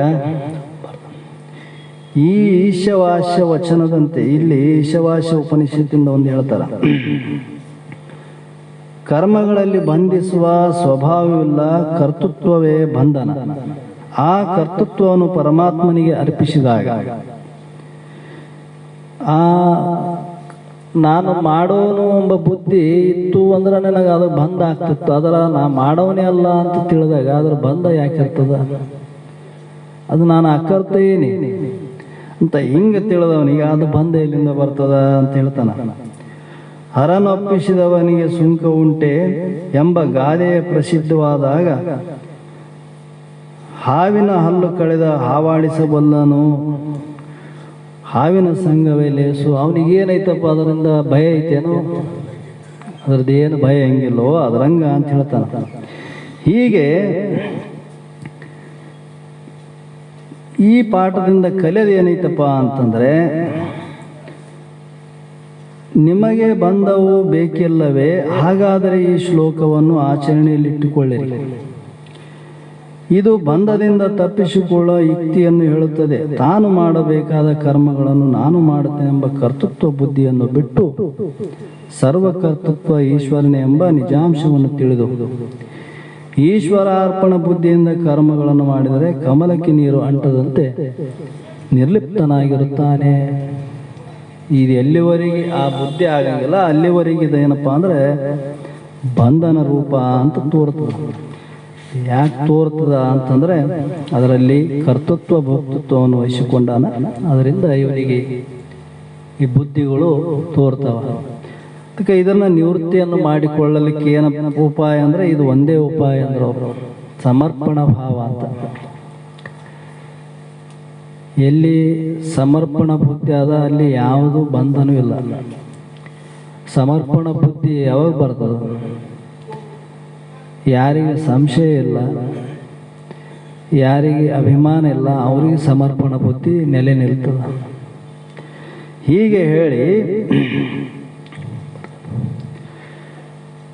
ಮುಂದೆ ಹೇಳ್ತಾರೆ ಅವರು, ಕಾಯೇನ ಮನಸ ಬುದ್ಧ್ಯ ಕೇವಲೈ ಇಂದ್ರಿಯರಪಿ ಯೋಗಿನಃ ಕರ್ಮ ಕುರುವಂತಿ ಸಂಗ ತ್ಯಕ್ತ ಆತ್ಮಶುದ್ಧಯೇ. ಜ್ಞಾನಿ ಹೆಂಗಿರ್ತಾನಪ್ಪ, ಆತ್ಮಜ್ಞಾನಿ ಮಾಡುವ ಅವನ ಕರ್ಮಗಳು ಪದ್ಧತಿ ಹೆಂಗಿದಾವ, ಅವನು ಇರುವಂತ ಇರುವಿಕೆ ಹೆಂಗೈತೆ ಅಂತಂದ್ರೆ, ಕರ್ಮಯೋಗಕ್ಕೆ ಚಿತ್ತಶುದ್ಧಿಯೇ ಅವಧಿ. ಇಲ್ಲಿ ಒಂದು ಮಾತು ಬರಿದಾರ ಅವರು, ಕರ್ಮ ಮಾಡಬೇಕಂತಿರಲ್ಲ, ಎಲ್ಲಿ ತನಪ್ಪ ಇದು ಕರ್ಮ ಮಾಡೋದು, ಎಲ್ಲಿವರೆಗೆ ಮಾಡೋದು? ಅದು ಸಕಾಮ ಕರ್ಮ ಅಂತ ಹೇಳಿದರೆ ಅದು ಏನಪ್ಪ, ಭೋಗ ಪ್ರಾಪ್ತಿಗಾಗಿ, ಎಷ್ಟು ಲೋಕಾಂತರ ಪ್ರಾಪ್ತಿಗಾಗಿ ಹೇಳಿದರೆ. ಆದ್ರೆ ನಿಷ್ಕಾಮ ಕರ್ಮಗಳು ಹೇಳಿದ್ರಲ್ಲ, ನಿಷ್ಕಾಮ ಕರ್ಮದಾದ್ರೂ ಎಲ್ಲಿವರೆಗೆ ಅದು ಅಂತಂದ್ರೆ ಅದಕ್ಕೆ ಒಂದು ಮಾತು ಹೇಳ್ತಾರೆ ಅವರು, ಈ ಕರ್ಮಯೋಗಕ್ಕೆ ಚಿತ್ತಶುದ್ಧಿಯೇ ಅವಧಿ. ಇದಕ್ಕೆ ಎಲ್ಲಿವರೆಗೆ ಸಮಯ ಐತೆ? ಚಿತ್ತಶುದ್ಧಿ ಆಗತ್ತಾನ ಇದಕ್ಕೆ ಸಮಯ ಐತೆ, ಅದ್ರ ಮೇಲೆ ಇದು ಕೆಲಸ ಇಲ್ಲ. ಇಲ್ಲ, ಈ ಕರ್ಮದಿಂದನೇ ನಾ ಮುಕ್ತಿ ಅಂತ ಹೇಳಿಲ್ಲ. ಇಲ್ಲಿ ಚಿತ್ತಶುದ್ಧಿಗೆ ಅವಧಿ ಅಂದ್ರೆ ಇದು ಅಂತಃಕರಣ ಶುದ್ಧಿಯನ್ನು ಮಾಡಿಕೊಡ್ಲಿಕ್ಕೆ ಬೇಕು. ಆಮೇಲೆ ಜರುಗುವ ಕರ್ಮಗಳೇ ಅಲ್ಲ. ಆಮೇಲೆ ಏನು ಜ್ಞಾನ ಆದ ಮೇಲೆ, ಚಿತ್ತಶುದ್ಧಿ ಆದ ಮೇಲೆ ಮಾಡ್ತಕ್ಕಂಥ ಕರ್ಮಗಳು ಆಗಿರ್ತವೆ ಅಂದ್ರೆ ಅವು ಕರ್ಮಗಳು ಆಗಿರಂಗಿಲ್ಲ. ಅಲ್ಲಿವರೆಗೆ ನಿನಗೆ ಯತ್ನ ಪ್ರಯತ್ನ ಕರ್ತವ್ಯ ಐತೆ, ಆದ್ರೆ ಇದ್ರ ಮುಂದೆ ಇಲ್ಲ. ಯಾಕಿಲ್ಲ ಅಂದ್ರೆ ಅವು ಕರ್ಮಗಳ ಭಾಸಗಳಷ್ಟೇ. ನಿಷ್ಕಾಮ ಕರ್ಮನ ಆಚರಣೆಯಿಂದ ಚಿತ್ತಶುದ್ಧಿ ಉಂಟಾಗುವುದೆಂದು ನಿರ್ಣಯಿಸಿ ಯೋಗಿಗಳು ಚಿತ್ತಶುದ್ಧಿಗಾಗಿ ಶರೀರ ವಾಜ್ಮನಗಳಿಂದ ಬುದ್ಧಿಯಿಂದಲೂ ಇಚ್ಛಾದ್ವೇಷಗಳೆಂಬ ದೋಷವಿಲ್ಲದೆ ಕೇವಲ ಇಂದ್ರಿಯಗಳಿಂದಲೂ ಅಸಂಗವಾಗಿ ಫಲಾಸಕ್ತ ರಹಿತನಾಗಿ ಕರ್ಮಗಳನ್ನು ಮಾಡುತ್ತಾರೆ. ತಿಳಿದವರು ಹೆಂಗಿರ್ತಾರ? ಚಿತ್ತಶುದ್ಧಿಗಾಗಿ ಯೋಗಿಗಳು ಅವ್ರಿಗೆ ತಿಳಿದದು, ಆದ್ರೆ ಅವರು ಮುಂದೆ ಮಾಡ್ತಕ್ಕಂಥ ಕರ್ಮಗಳು ಶರೀರ ವಾಚ್ ಮನಸ್ಗಳಿಂದ ನಡೆದ್ರು ಕೂಡ, ಅವ್ರ ಕ್ರಿಯೆ ನಡೆದ್ರು ಕೂಡ ಇಚ್ಛೆ ಇಲ್ಲ, ದ್ವೇಷ ಇಲ್ಲ, ಅದರಲ್ಲಿ ರಾಗ ದ್ವೇಷ ರಹಿತರಾಗಿ. ಈ ರಾಗದ್ವೇಷ ರಹಿತರಾಗಿ ಮಾಡ್ತಕ್ಕಂಥ ಕರ್ಮಗಳು ಅಂತ ಕರೆಸಿಕೊಳ್ಳೋದಲ್ಲ. ಯಾಕಂದ್ರೆ ರಾಗ ಅಂದ್ರೆ ಇಚ್ಛೆ. ನಾವೇನಾದ್ರೂ ಒಂದು ಇಚ್ಛೆ ಇಟ್ಟೇ ಇನ್ನೊಂದು ಕ್ರಿಯೆಯಲ್ಲಿ ಪ್ರವೃತ್ತಿ ಆಗ್ತೀವಿ. ಅದ್ರಂಗೆ ತಿಳಿದವರು ಅದ್ರಾಗ ಪ್ರವೃತ್ತಿ ಇಚ್ಛೆ ಇಟ್ಟು ಪ್ರವೃತ್ತಿ ಆಗ್ತಾರೆ. ತಮಗೇನು ಅನಿಸ್ತದ ಅದ್ರಂಗೆ ನಡೀತಾರೆ. ಇದೇ ಅಂತ ಏನು ಅವರಲ್ಲಿ ಇಚ್ಛೆ ಇರಂಗಿಲ್ಲ. ನನಗೆ ಹಿಂಗಾಗಲಿ, ನನಗಿಂಥದ್ದು ಬರಲಿ, ನಾ ಇಂಥದ್ದು ಮಾಡಿದ್ರೆ ನನಗೆ ಹಿಂಗಾಗ್ತದ ಅಂತ ಅಪೇಕ್ಷೆ ಎಂದೂ ಇಡಂಗಿಲ್ಲ. ದ್ವೇಷನೂ ಇಡಕ್ಕೆ ಹೋಗಂಗಿಲ್ಲ. ಇಚ್ಛೆನೇ ಇಲ್ಲ ಅಂದ್ಮೇಲೆ ದ್ವೇಷ ಎಲ್ಲಿರ್ತದೆ? ಹೀಗೆ ಮುಮುತ್ವವಿಲ್ಲದೆ, ಅಭಿಮಾನವಿಲ್ಲದೆ, ರಾಗದ್ವೇಷಗಳಿಲ್ಲದೆ ಇಂದ್ರಿಯಗಳ ಕೇವಲ ಇಂದ್ರಿಯಗಳು. ಈ ಕೇವಲ ಎಂಬ ಪದವನ್ನು ದೇಹ, ಮನಸ್ಸುಗಳು, ಬುದ್ಧಿಗಳಿಗೆ ಅನ್ವಯಿಸಿಕೊಳ್ಳಬೇಕು. ಮಮಕಾರ ಇಲ್ಲದಂತೆ ಇರುವಂಥವು, ಅಭಿಮಾನವಿಲ್ಲದೆ ಇರುವಂಥವು ಮತ್ತು ರಾಗದ್ವೇಷಗಳಿಲ್ಲದೆ. ಇಲ್ಲಿ ಮಮಕಾರ ಅಂದ್ರೆ ಮೋಹ, ಅಭಿಮಾನ, ಅಹಂಕಾರ, ರಾಗದ್ವೇಷಾದಿಗಳು. ಇಲ್ಲಿ ಮಮಕಾರ ಇತ್ತು ಅಂದ್ರೆ ಅಹಂಕಾರ ಇರ್ತದ, ಅಹಂಕಾರ ಮಮಕಾರ ಇದ್ದಲ್ಲಿ ರಾಗದ್ವೇಷ ಇದ್ದೇ ಇರ್ತಾವ. ಅವು ಒಂದಕ್ಕೊಂದು ಗಂಟಿದ್ದಂಗೆ, ಸರ್ಪಳಿದ್ದಂಗೆ. ಅವು ಒಂದು ಹೋಗೋಣ ಒಂದು ಬರ್ತಾವ. ಮೊದಲದೇ ಇದ್ದಿಲ್ಲ ಅಂದ್ರೆ ಅವು ಮುಂದಿನ ಯಾವ ಇರಕ್ಕೆ ಬರಂಗಿಲ್ಲ, ಅಲ್ಲಿ ಅವಕಾಶ ಕೊಡಂಗಿಲ್ಲ. ತಿಳಿದಂಥ ವಿವೇಕಿಗಳು ಇವಕ್ಕೆ ಅವಕಾಶ ಮಾಡಿ ಕೊಡಂಗಿಲ್ಲ. ಅವರು ಅಹಂಕಾರ ಅಭಿಮಾನಕ್ಕಾಗಲಿ, ಅಭಿಮಾನದಿಂದಲ್ಲ ಎಲ್ಲೋ ಸೂಪರ್. ಅವರು ಅವಕ್ಕೆ ಅವಕಾಶನೇ ಮಾಡಿ ಕೊಡಂಗಿಲ್ಲ ಅವು. ಹೀಗೆ ಈ ಕೇವಲ ಎಂಬ ಪದವನ್ನು ಈ ರೀತಿಯಿಂದ ಅನ್ವಯಿಸಿಕೊಳ್ಳಬೇಕು. ಈ ರೀತಿ ಮಾಡುವ ಉಪಕರಣಗಳನ್ನು ಪರಿಶುದ್ಧ ಮಾಡಿಕೊಂಡು ಕರ್ಮ ಆಚರಿಸಿರುವುದರಿಂದ ಅವರ ಕರ್ಮಗಳು ಬಂಧನವನ್ನುಂಟು ಮಾಡೋದಿಲ್ಲ. ಹಿಂಗಿದ್ರೆ ಅವು ಬಂಧನ ಮಾಡಂಗಿಲ್ಲ. ಮತ್ತು ಇವೆಲ್ಲವೂ ಹಂಗೆ ಇದಾವ, ಇವು ಹೊರಗೆ ಮಾಡೋದು ಮಾಡ್ತೀವಿ, ಮತ್ತು ನಾನು ಆಕರ್ತಂದ್ರೆ ಬಿಡ್ತವೆ. ನಾವು ಇಲ್ಲಿ ಹೇಳಿಕೊಡ್ತಾವ. ಮಮಕಾರ, ಅಹಂಕಾರ ಎಲ್ಲಿ ಅವ? ಸೂಕ್ಷ್ಮ ಶರೀರದಲ್ಲಿ ಅವ. ಅವ್ರಿಗೆ ಗೊತ್ತಾಗ್ತದ, ನಮಗೆ ಗೊತ್ತಾಗ್ತದಲ್ಲ. ನಾ ಎಷ್ಟು ರಾಗ ಇಟ್ಟೀನಿ, ಎಷ್ಟು ದ್ವೇಷ ಇಟ್ಟೀನಿ, ಎಷ್ಟು ಮಮಕಾರ ಇಟ್ಟೀನಿ, ಎಷ್ಟು ಅಭಿಮಾನ ಐತೆ, ಅದು ಕಾಣುತ್ತದಲ್ಲ. ಅವ್ ನಮಗೆ ಸೂಕ್ಷ್ಮ ಶರೀರ ನಮಗೆ ಕಾಣ್ತದ, ನಮಗೆ ಗೊತ್ತಾಗ್ತದ. ಹೊರಗೆ ಗೊತ್ತಾಗಲಿಕ್ಕಿಲ್ಲ, ನಮಗಂತೂ ಗೊತ್ತಾಗ್ತದ. ಹಂಗ ಅಂತ ಹೇಳ್ತಾರ. ಹಿಂಗೆ ಇದ್ದಕೇಶೆ ಅವನು ಕ್ರಿಯೆಯಲ್ಲಿ ತತ್ಪರನಾಗಿದ್ರು ಕೂಡ ಅವನಿಗೆ ಬಂಧನವನ್ನುಂಟು ಮಾಡೋದಲ್ಲ. ಈ ರೀತಿ ಅಸಂಗ ಆಚರಣೆಯಿಂದ ಚಿತ್ತವು ಪರಿಶುದ್ಧ ನಿರ್ಮಲವೂ ಆಗುತ್ತದೆ. ಅಂತಹ ಚಿತ್ತದಲ್ಲಿಯೇ ಮೋಕ್ಷ ಪ್ರಾಪ್ತಿ ಅವಶ್ಯಕವಾದ ಆತ್ಮಜ್ಞಾನವು ಅಂಕುರಿಸಬಲ್ಲದು. ಅಲ್ಲಿದು ಏನಪ್ಪಾ ಅಂದ್ರೆ ಅಂಕುರಿಸಬಲ್ಲದು ಅಂದ್ರೆ ಅಲ್ಲಿ ಬಿತ್ತಿದಂತೆ ಏನು ಜ್ಞಾನವೆಂಬ ಬೀಜ ಬಿತ್ತಿವಿ ಅಲ್ಲಿ ಅಂಕುರ ಉತ್ಪತ್ತಿ ಆಗ್ತದೆ ನೋಡು. ಅದಕ್ಕೆ ಅವರು ಶರೀರವೆಂತೆಂಬ ವಲನಾಸನ ಮಾಡಿ ಪರತತ್ವ ಬೆಳೆಯನ್ನು ಬೆಳೆದುಣ್ಣಿರು ಅಂದ್ರು. ಶಮೆದಮೆಯಂತೆಂಬ 2 ಎತ್ತುಗಳನ್ನು ಹೂಡಿ, ಎಷ್ಟು ಕೂಡಿಸಿ ಬರ್ದಾರ ಅವರು. ಸಾಮಾನ್ಯರಿಗೆ ಬರುವಂಥ ಜ್ಞಾನ ಸಾಮಾನ್ಯರಿಗೆ, ಯಾಕಂದ್ರೆ ಎಲ್ಲರೂ ಅದನ್ನಷ್ಟು ಇರಂಗಿಲ್ಲ. ಒಬ್ಬ ಸಾಮಾನ್ಯ ವಕ್ರತನ ಮಾಡತಕ್ಕಂಥವನಿಗೂ ಕೂಡ ಅನುಭವಕ್ಕೆ ಬರುವಂಥ ಮಾತು ಬರ್ದಾರ ಅವರು. ಶಮೆದಮೆಯಂತೆಂಬ 2 ಎತ್ತುಗಳು ಹೂಡಿ. ಶಮೆ ಅಂದ್ರೆ ಮನೋನಿಗ್ರಹ, ಇಂದ್ರಿಯ ನಿಗ್ರಹ, ದಮೆ ಇವು ಹೂಡಿ ಶಮೆದಮೆಯಂತೆಂಬ 2 ಎತ್ತುಗಳನ್ನು ಹೂಡಿ ವಿಮಲ ಮಾನಸವೆಂಬ ನೇಗಿಲನೆ ಮಾಡಿ ಪರಿಶುದ್ಧವಾದ ಮನಸ್ಸು ಪರತತ್ವ ಬೆಳೆಯನ್ನು ಬೆಳೆದುಂಡಿರು ಅಂತ ಹೇಳಿದರು. ಇವೆಲ್ಲ ಎಲ್ಲಿ ಅಂದ್ರೆ ಎಲ್ಲಿ ನಮ್ಮ ಶರೀರದೊಳಗೆ ಇದಾವಲ್ಲ, ಇವು ಪ್ರತಿಬಂಧಕ ಮಾಡ್ಯಾವ, ಜ್ಞಾನಕ್ಕೆ ಪ್ರತಿಬಂಧಕ ಮಾಡ್ಯಾವ. ಬೀಜ ಬಿತ್ತಿಲ್ಲ ಅಂತಲ್ಲ, ಬಿತ್ತೀವಿ. ಇವೆಲ್ಲ ಕಷ್ಟಗ ಬಿತ್ತಿದ ಬೀಜ ಹೆಂಗೆ ಫಲ ಕೊಡೋದಲ್ಲ, ಅದ್ರಂಗ ಆಗ್ತದೆ ನೋಡಿದು ಅಂದ್ರವ್ರು. ಅದರಂಗ ಅದುದರಿಂದ ಚಿತ್ತಶುದ್ಧಿಗಾಗಿ ನಿಷ್ಕಾಮ ಕರ್ಮಗಳನ್ನು ಮಾಡಬೇಕೆಂಬುದು ಈ ಶ್ಲೋಕವು ಬೋಧಿಸುತ್ತದೆ. ಈ ಶ್ಲೋಕದಲ್ಲಿ ಏನು ಹೇಳಿದಂಗೆ ಆಯ್ತಂದ್ರೆ, ನಿಷ್ಕಾಮ ಕರ್ಮದಿಂದ ಶುದ್ಧ ಅಂತಃಕರಣ ಇದ್ದೋದು ಆ ಮಾತು ಬೇರೆ, ಅವ್ರಿಗೇನು ಹೇಳೋದು ಬೇಕಾಗಿಲ್ಲ. ಆದ್ರೆ ಇನ್ನ ವಾಸನೆಗಳು ಇರ್ತಾವಲ್ಲ, ಎಲ್ಲರಿಗೂ ಒಂದೇ ರೀತಿ ಅಂತಃಕರಣ ಇರ್ತದೆ. ಇನ್ನ ಭೋಗಿಸ್ಬೇಕು, ಇನ್ನ ಜಗತ್ತಿನ ವಿಷಯ ಭೋಗಗಳು ಮಜಾ ಮಾಡಬೇಕು, ನಾ ಹಂಗಿರ್ಬೇಕು ಹಿಂಗಿರ್ಬೇಕು ಅಂತ ಜಗತ್ತಿನಲ್ಲಿ ನಾನು ಹೌದು ಅನಿಸಬೇಕು, ನಾನು ಎಲ್ಲರೂ ಕೂಡ ಶಾಣೆ ಅನಿಸಬೇಕು ಅಂತ ಇನ್ನೂ ಇರ್ತಾವ ನೋಡು ಒಳಗೆ. ಇಂಥವ್ರಿಗೆ ಇವಿದ್ದು ಅಂದ್ರೆ ಇದು ಕೆಲಸ ಮಾಡಂಗಿಲ್ಲ ಅಂತ ಅರ್ಥ ಬಂದ್ರು. ನಾನು ಯಾರು, ನನ್ನ ಸ್ವರೂಪ ಏನು, ಮತ್ತೆ ನಾನು ಆತ್ಮೀನಿ, ದೇಹ ನಾನಲ್ಲ, ಇಂದ್ರಿಯಗಳ ನಾನಲ್ಲ ಅಂತ ಯಾವಾಗಲೂ ಚಿಂತನದಲ್ಲಿ ತೊಡಗಿದವನಿಗೆ ಅವನಲ್ಲಿ ಈ ಬುದ್ಧಿ ಮೊದಲೇ ಇರಂಗಿಲ್ಲ. ಅವನಿಗೆ ಇದು ಒಂದೇ ಹುಟ್ರೆ ನೆನಪೇ ಇರಂಗಿಲ್ಲ ಉಳಿದವರು. ಅಂಥವ್ರಿಗಲ್ಲ, ಅವ್ರಿಗೇನಿಲ್ಲ, ಅವ್ರು ಮುಂದೆ ಮಾಡಿದ ಕರಿಯನೇ ಮುಂದೆ ಮಾಡಿಕೊಂಡು ಹೋದ್ರೆ ಸಾಕು. ಆದರೆ ಇದರಲ್ಲಿ ಒಂದು ದೋಷ ಇತ್ತಂದ್ರೆ ಅದು ಎಷ್ಟೇ ನೀನು ಚಿಂತನೆ ಮಾಡಿದ್ರು ಅದು ಫಲ ಕೊಡಂಗಿಲ್ಲ. ಇಷ್ಟೇ ವ್ಯತ್ಯಾಸ. ಅದಕ್ಕೆ ಅತ್ಯಂತ ದುಃಖ ನಿವೃತ್ತಿ ಪೂರ್ವಕ ಪರಮಾನಂದ ಪ್ರಾಪ್ತಿಯಾಗಬೇಕೆಂಬ ಬಯಸುವಿರ. ಒಂದೇಳೆ ನಿಮ್ಗೆ ಅದು ಬೇಕಾಗಿತ್ತು ಅಂದ್ರೆ ಈ ಜ್ಞಾನ ಸಂಪಾದನೆಯನ್ನು ಮಾಡಿಕೊಳ್ಳಿರಿ. ಜ್ಞಾನವು ಅಂಗಡಿಯಲ್ಲಿ ಖರೀದಿಗೆ ದೊರೆಯುವ ಪದಾರ್ಥವಲ್ಲ. ಇದು ಎಲ್ಲಿ ಬೇಕಲ್ಲಿ ಇಟ್ಟು ಬಜಾರ್ದಾಗ ಮಾರೋ ಸಾಮಾನಲ್ಲ. ಅದು ಶುದ್ಧವಾದ ಚಿತ್ತದಲ್ಲಿಯೇ ಉದಯಿಸಬಲ್ಲದು. ಎಲ್ಲಿ ಹುಟ್ಟುತ್ತದಪ್ಪ ಅದು ಅಂದ್ರೆ ನಿನ್ನ ಅಂತಃಕರಣದಲ್ಲೇ ಹುಟ್ಟಬೇಕಾಗ್ಯದ. ಅದು ನಿನ್ನ ಅಂತಃಕರಣದಲ್ಲಿ ಹುಟ್ಟಿದಂಥ ಅಜ್ಞಾನವನ್ನು ನಾಶ ಮಾಡಬೇಕಾದ್ರೆ ಅಲ್ಲೇ ಹುಟ್ಟಬೇಕು. ಆದ್ರೆ ಅದನ್ನು ಹುಟ್ಟಿಸುವಂತ ಒಬ್ಬ ಸದ್ಗುರುನಾಥ ಬೇಕು. ಸರಿಯಾದ ಸಮಯಕ್ಕೆ ಸರಿಯಾದ ರೀತಿಯಿಂದ ನಮಗೆ ತಿಳಿಸಿಕೊಡುವಂತ ಒಬ್ಬ ಮಹಾತ್ಮ ಬೇಕು. ನಮಗೆ ಜ್ಞಾನ ಅಂದ್ರೆ ಏನು ಜ್ಞಾನ? ನಮಗೆ ಜ್ಞಾನ ಇಲ್ಲ ಅಂತಲ್ಲ, ನಮಗೆ ಜ್ಞಾನ ಮೊದಲೇ ಆದ. ಜ್ಞಾನ ಅಂದ್ರೆ ಅದಕ್ಕೆ ಏನು ಅರ್ಥ ಮಾಡ್ಯಾರ ಮಹಾತ್ಮರು ಅಂದ್ರೆ, ಅವಿಜ್ಞಾತೆ ಜ್ಞಾತಂ ವಿಜ್ಞಾನ. ಯಾವುದನ್ನ ನಾವು ಮೊದಲೇ ತಿಳಿದ್ವಿ ಅದನ್ನ ತಿಳಿಸಿಕೊಡೋದಕ್ಕೆ ನಮಗೆ ಬೇಕಾಗಿಲ್ಲ ಇನ್ನೊಬ್ರು. ನಾವು ಮೊದಲೇ ಗೊತ್ತದ ಶರೀರ ನಾನೇನಿ, ಮತ್ತು ಇಂದ್ರಿಯಗಳು ಧರ್ಮಗಳು ನನವು, ಅಂತಃಕರಣ ಧರ್ಮಗಳು ನನವು ಅಂತ ನಾವು ಮೊದಲೇ ತಿಳ್ಕೊಂಡಿವಿ. ನಾವು ಹುಟ್ಟೋನು, ನಾ ಸಾಯೋನು, ನಾ ಹುಟ್ಟೀನಿ ನಾ ಸಾಯ್ತೀನಿ ಎಂಬುದನ್ನು ತಿಳ್ಕೊಂಡಿವಿ. ದೇವರು ಬೇರೆ ಇದಾನ, ನಾನು ಬೇರೆ ಎಂಬುದು ನಾವು ಮೊದಲೇ ತಿಳ್ಕೊಂಡಿವಿ. ಇದನ್ನು ತಿಳಿಸೋದಕ್ಕಾಗಿ ಇನ್ನೊಬ್ಬರು ಬೇಕಾಗಿಲ್ಲ ನಮಗೆ. ಅವಿಜ್ಞಾತೆ, ಯಾವುದನ್ನ ನೀನು ತಿಳಿದಿಲ್ಲವೋ, ಯಾವುದನ್ನ ನೀ ತಿಳಿಬೇಕಂತ ಬಂದಿದ್ದ ಈ ಜನ್ಮಕ್ಕೆ, ಅದು ನಿನಗೆ ತಿಳಿದಿಲ್ಲವೋ ಅದನ್ನ ತಿಳಿಸ್ಕೊಡುವುದೇ ಜ್ಞಾನ. ತಿಳಿದದ್ದನ್ನ ತಿಳಿಸೋದು ಜ್ಞಾನ ಅಲ್ಲ.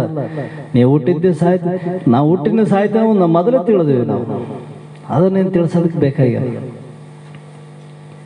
ಅದಕ್ಕಾಗಿ ಅಂಥ ಜ್ಞಾನವನ್ನು ನೀ ಪಡಿಕೊಳ್ಳಬೇಕಾಗಿದ್ರೆ ಅದಕ್ಕೆ ಏನು ಬೇಕು ಅಂದ್ರೆ ಚಿತ್ತಶುದ್ಧಿನೂ ಅವಶ್ಯಕತೆ ಆದ. ಅಂತ ಚಿತ್ತಶುದ್ಧಿಯಲ್ಲಿ ಗುರುವರನ ಉಪದೇಶವೆಂಬ ಬೀಜವ ಬಿತ್ತಿ, ಅಷ್ಟಕ್ಕೆ ಬಿಡ್ಲಲ್ಲ ಸರ್ಪಭೂಷಣರು, ಮೆರೆವ ಸಂಸ್ಕಾರ ವೃಷ್ಟಿಯ ಬಲದಿ ಅಂದ್ರ ಅವರು. ಅದಕ್ಕೆ ಸಂಸ್ಕಾರ ಕೊಡು. ಬೀಜ ಬಿತ್ತಿ ಹೊಲ್ದಾಗ ಬೀಜ ಬಿತ್ತಿ ಮನೆಗೆ ಬಂದು ಮಕ್ಕಂಡ್ರೆ ಬೆಳೆಸೋರು ಯಾರದ್ರ? ಅದು ರಕ್ಷಣೆ ಮಾಡಬೇಕು. ಸರಿಯಾದ ಸಮಯಕ್ಕೆ ನೀರು, ಸರಿಯಾದ ಸಮಯಕ್ಕೆ ಅದಕ್ಕೆ ಗೊಬ್ಬರ, ಮತ್ತೆ ಅದಕ್ಕೆ ಸುತ್ತ ಬೇಲಿ ಯಾಕೆ ಹಚ್ತಾರ? ಬೆಳೆಯನ್ನ ಯಾರು ಬಂದು ತಿನ್ನಬಾರ್ದು ಅಂತ ಬೇಲಿ ಹಚ್ಚಿ ಬರ್ತಾರೆ. ಮತ್ತೆ ಇಲ್ಲಿ ಏನು ಬೇಲಿ ಹಚ್ಚಬೇಕಾಗ್ಯದ? ಇಂಥ ಸದ್ಗುಣದಲ್ಲಿ ದುರ್ಗುಣಗಳು ಪ್ರವೇಶ ಆಗದಂಗ ನೋಡಿಕೊಳ್ಳೋದೇ ನಿಂದೊಂದು ಕೆಲಸ ಅದ.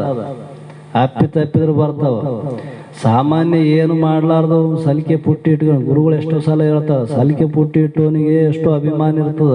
ಮತ್ತೆ ಇಂಥ ಜ್ಞಾನ ಪಡೆದು ನಂಬದ್ಮೇಲೆ ಸುಮ್ಮನೆ ಇರ್ತದೆ ಅನ್ನೋದು ಹೊರಗೆ ತೋರಿಸೋದೇ ಅದು.